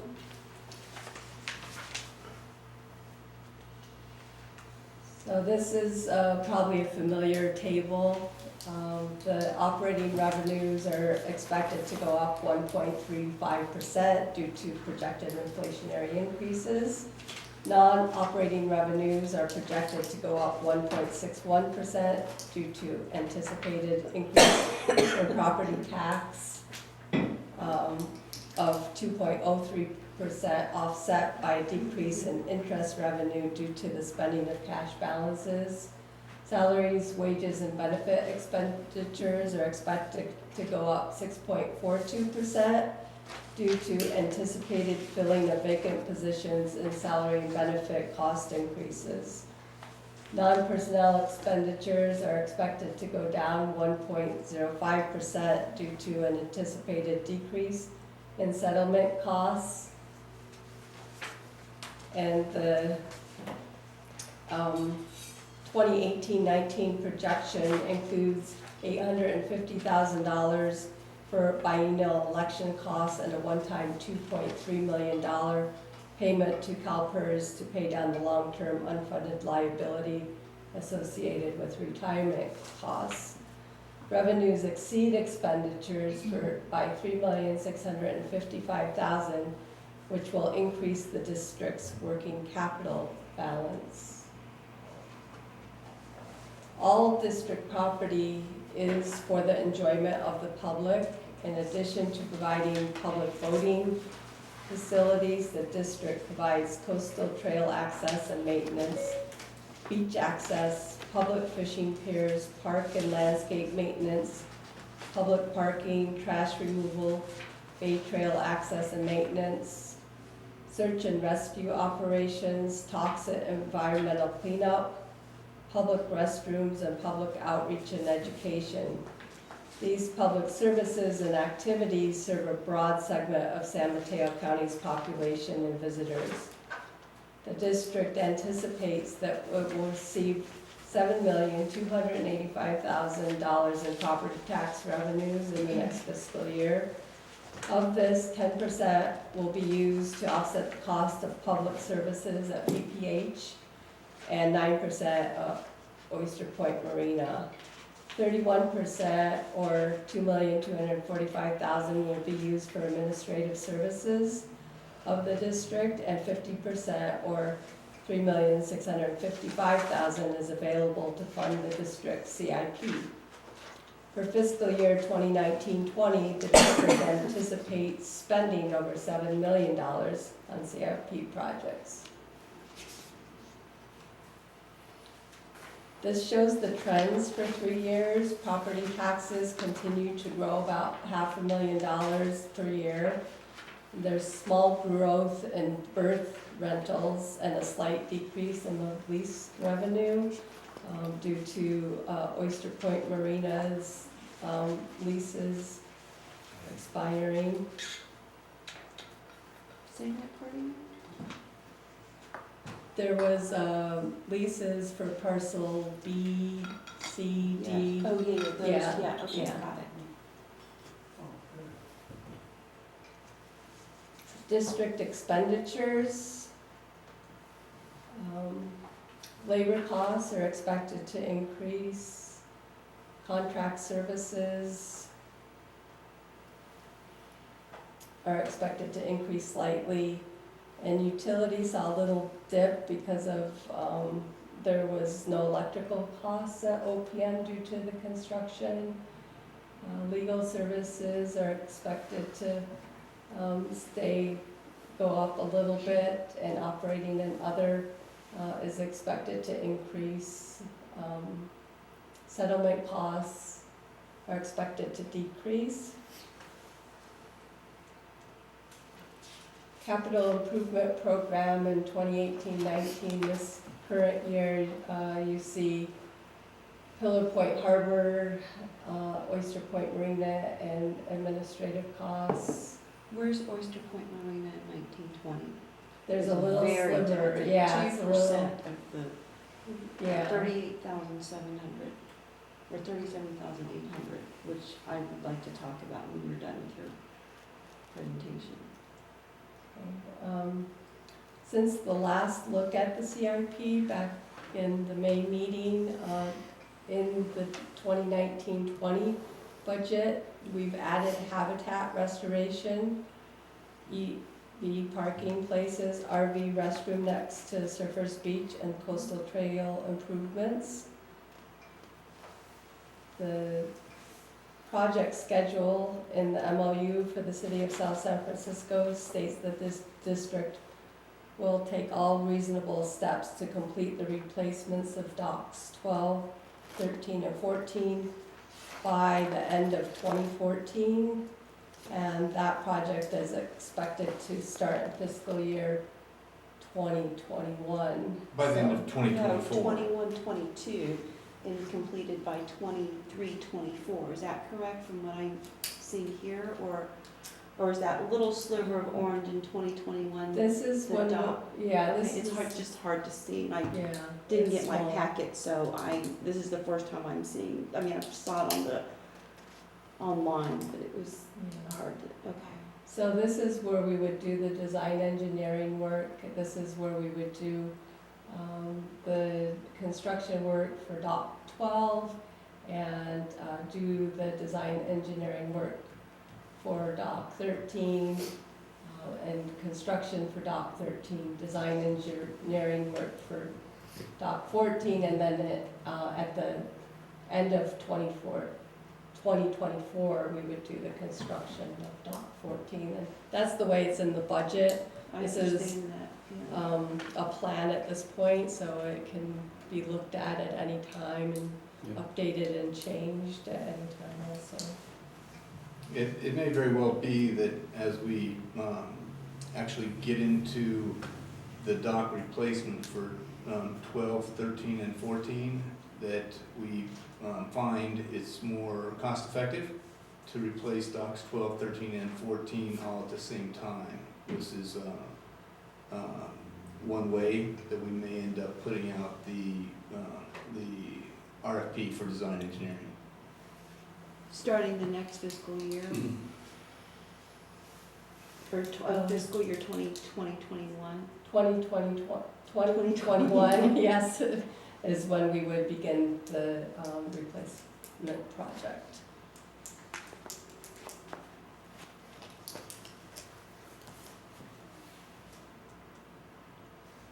This shows the 5-year forecast. The 5-year forecast, the operating revenues are expected to increase by 3%. Non-operating revenues are expected to increase by 2%. Salary, this is revenues and expenditures, so the revenues are going up. Expenditures are going up here. The one time, this is the $2.3 million, and then this is the election costs in the blue over here. You can see that there's just a gradual projection of those, and then the increase in the working capital, it's high here because of election costs. It dips a little there, goes back up, and then goes back down a little bit, and then back up. So that's kind of. So that 2.3, is that right? For 18, 19, that was the UAL thing, and that's the reason the working capital is so low, is that correct? Right, that's That's the the- increase in the working capital, so that's if you take all the revenues minus all the expenditures, then that's the amount that you will have left over at the end of the year. But the one-time expense is the UAL pay down, right? That's correct, yes. Nice. Okay, this shows CIP funding by the working capital. So you can see in 2018, we're expecting a little over $2 million to be spent on the capital projects. We have a big balance expected at the end for a little over $14 million. And next year, you know, the CIP funded goes up to over 7 million, and then this decreases by the difference between the 7 million and how much we're expecting to get that year between, if you take revenues minus expenditures. And then in 22, you can see that the working capital balance levels off. This is where we expect that we will need to find some additional funding, get debt service, either increase revenues or decrease expenditures to fund all the projects that are listed in the CIP program. Basically, the Oyster Point projects.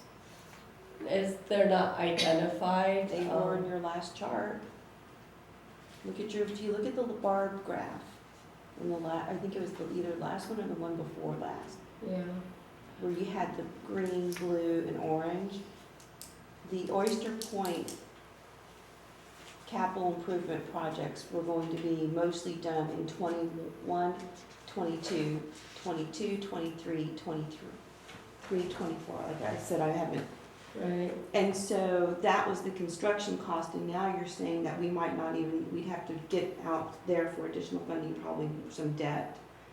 And so I guess my concern about the capital improvement project is that as a countywide agency, I don't think that the 1920 fiscal year, is that the one that for this budget does not reflect for the capital improvement project that we are a countywide agency, because allotting, and I could be wrong, because like I said, I looked at this online, and usually I take notes, so correct me if I'm wrong.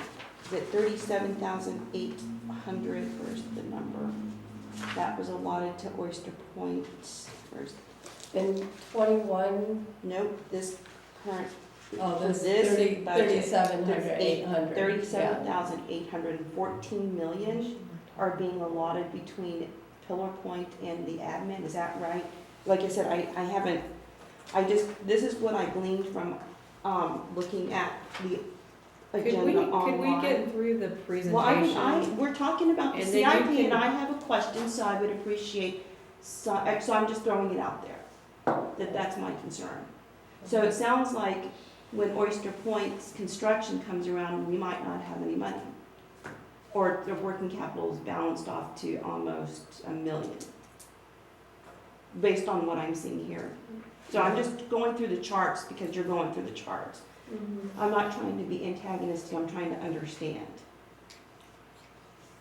So if you'd like to finish, I've just raised up an issue, so if you'd like to finish, since we're talking about the CIP, I wanted to bring that up. Sure. So these are just some of the projects that are expected to be started or finished in the next fiscal year, that's 2019-20.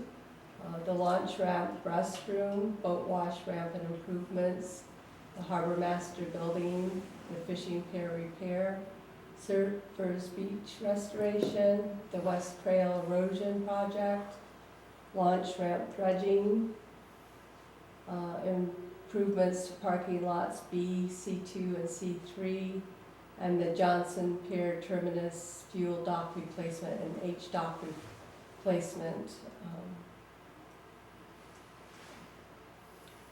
This is a list of the reappropriations. This is an estimate of the reappropriations of encumbrances, and as described in other meetings, this is what the district has already committed based on contracts that we've signed prior to June 30th, 2019.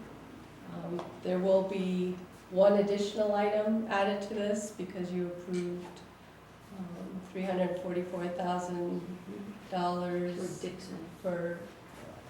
for Dixon, so that would be included on here automatically as a reappropriation. But oh, sorry. Oh. Is it that TV that it's still showing on the computer?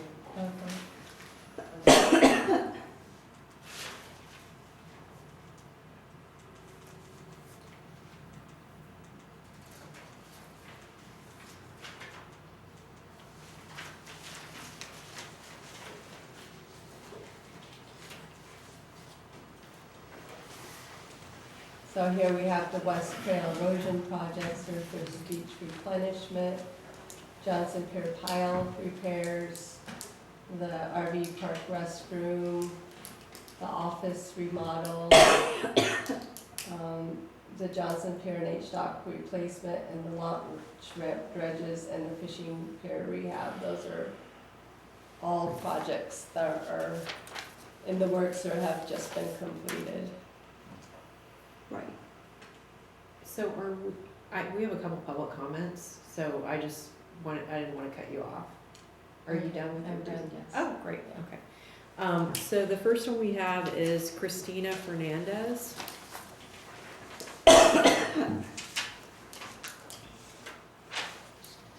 Good evening, Commissioners. Thank you for giving me the opportunity to speak tonight. I'm Christina Fernandez, City of South San Francisco. I'm the Assistant to the City Manager. The City of South San Francisco would like to express our concerns regarding the 5-year CIP, specifically the delayed implementation of improvements made to docks 12, 13, and 14. The design and engineering of those docks have been look like they've been pushed back a year. And per the 2018 agreement between the Harbor District and the city, the district is obligated to replace docks 12, 13, and 14 by December 31st, 2024. The proposed CIP indicates that the construction of dock 14 would most likely be completed in June of 2024, leaving a very short window to have all docks replaced by the deadline of December of that same year. So as we all know, many times unforeseen delays may push back projects, making it very difficult to make tight deadlines. So we request the Commission reconsider delaying the replacements, delaying the implementation of replacement of the docks of 12, 13, and 14, and we thank you for your consideration. Thank you. And the next comment we have is Bud Rats.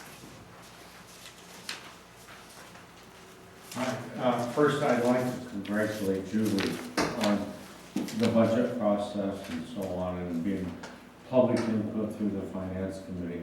I think this is by far the most informative budget that the commissioners have ever received. Julie, would you put the working capital chart back up, if you please? I think the key element to draw from this budget, unfortunately looks out into the future, 2 and 3 years from now, is that it's clear that there's, in terms of capital improvement, that there's a lot of funding work to be done and prioritizing of capital projects.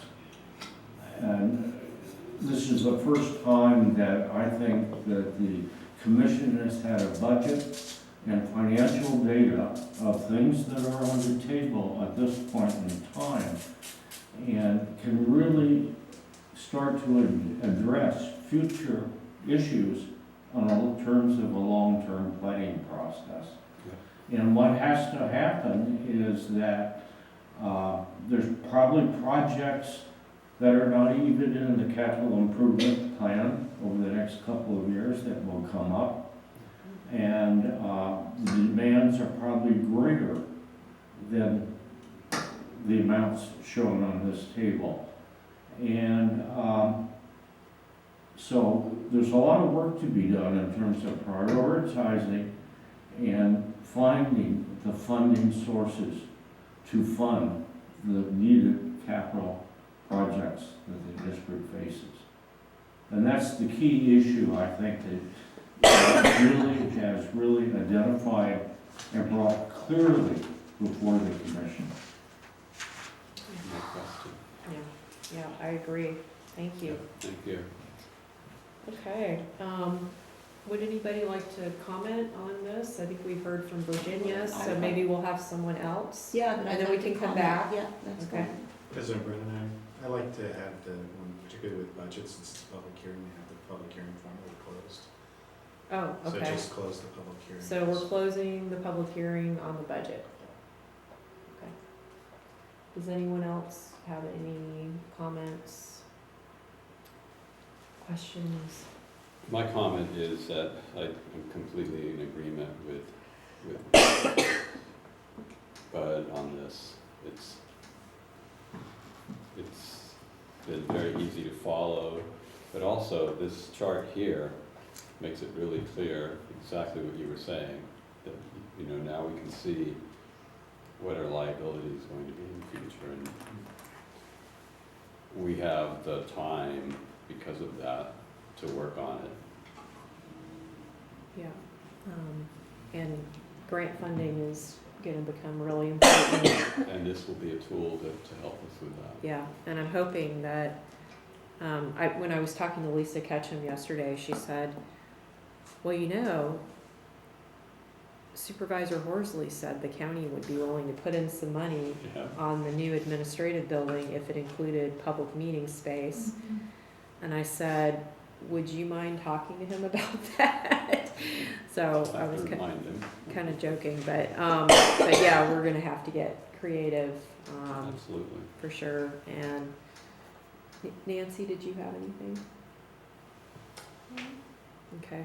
Well, I'd like to make a I motion would like to to approve I the would- final you're shutting me 2019-20 off. operating I would budget like to and make capital a comment. improvement I would program, like to make a comment. CIP for adoption You of are resolution. shutting me off from You discussing. can still discuss it after I I make would a like to motion. make a comment. My comment is, Commissioner I do not Chankrali, think, you I do cannot- not think that this budget reflects the entire county's work. You're interrupting, Therefore, you're I don't interrupting think that and this being budget is as extreme. good as it has been in the Can past. you just wait till I finish making the motion No, and then you because can you know discuss what? all you want? You want to cut me It's off? just so rude. You are cutting me off. It's so Well, you know what, let me unnecessary. remind you that this is the way you have always behaved. I am trying to be constructive. I am trying to be. I am not behaving in the You way have that you're behaved behaving. the whole time I'm I've been on the trying board. to This is the only finish time. making So my I motion.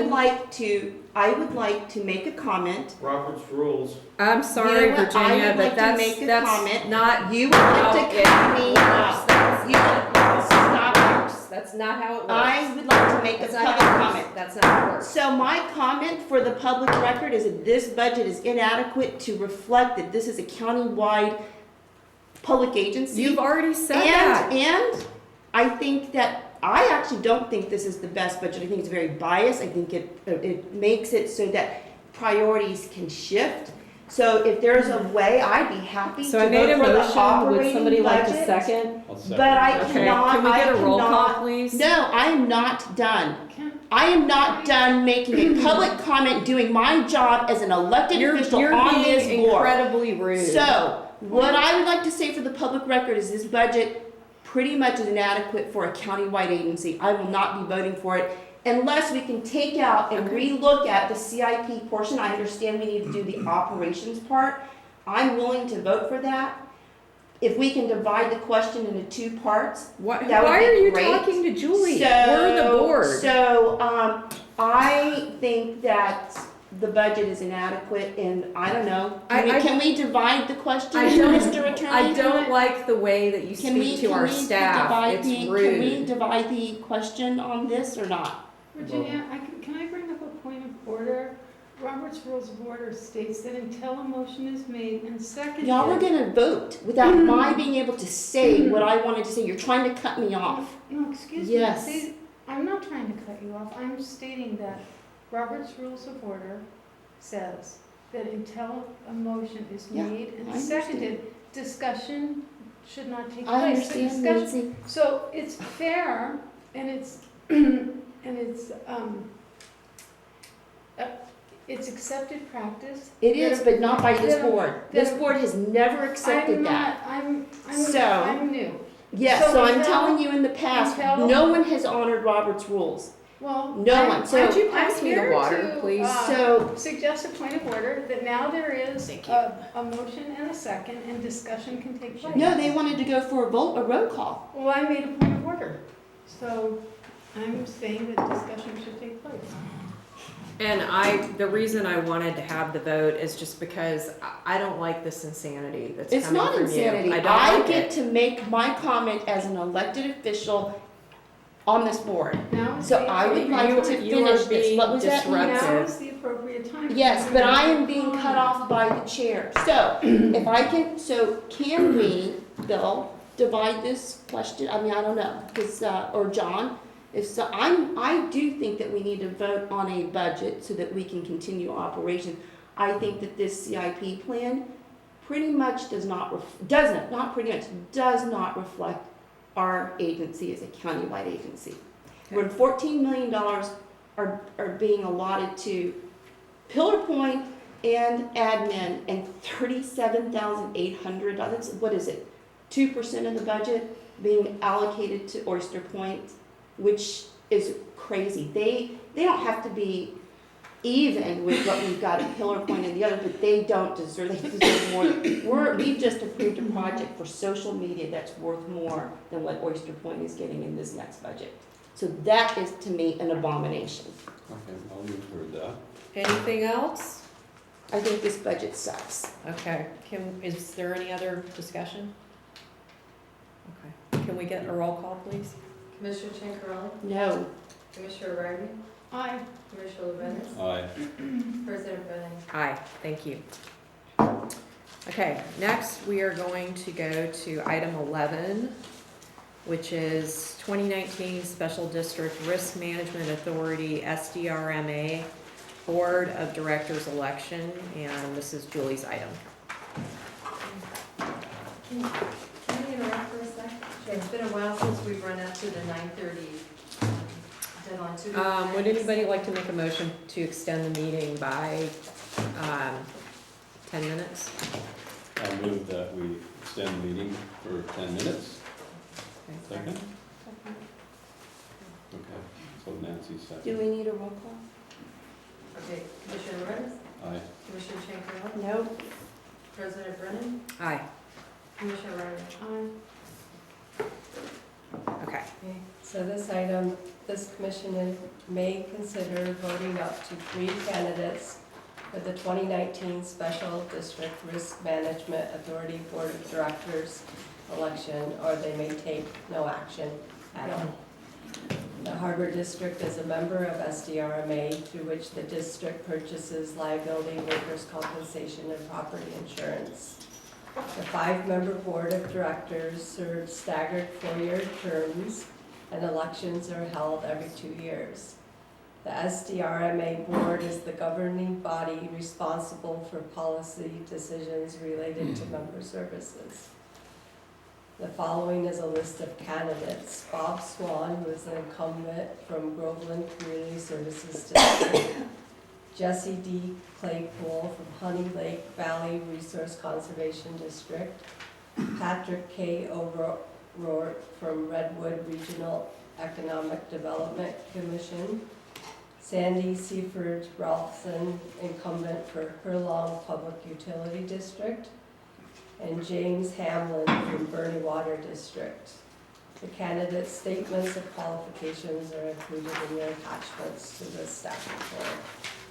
So if we don't take any action, do these people just get automatically elected?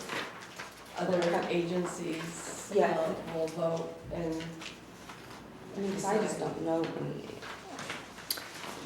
I would be fine with not voting on this at all because I don't know any of these candidates. Everybody on the same page? So I think we're just not gonna take action on this. And It doesn't affect us if we would don't. anybody like to make a motion to adjourn? So move. I'll second. Great. All in favor? Aye.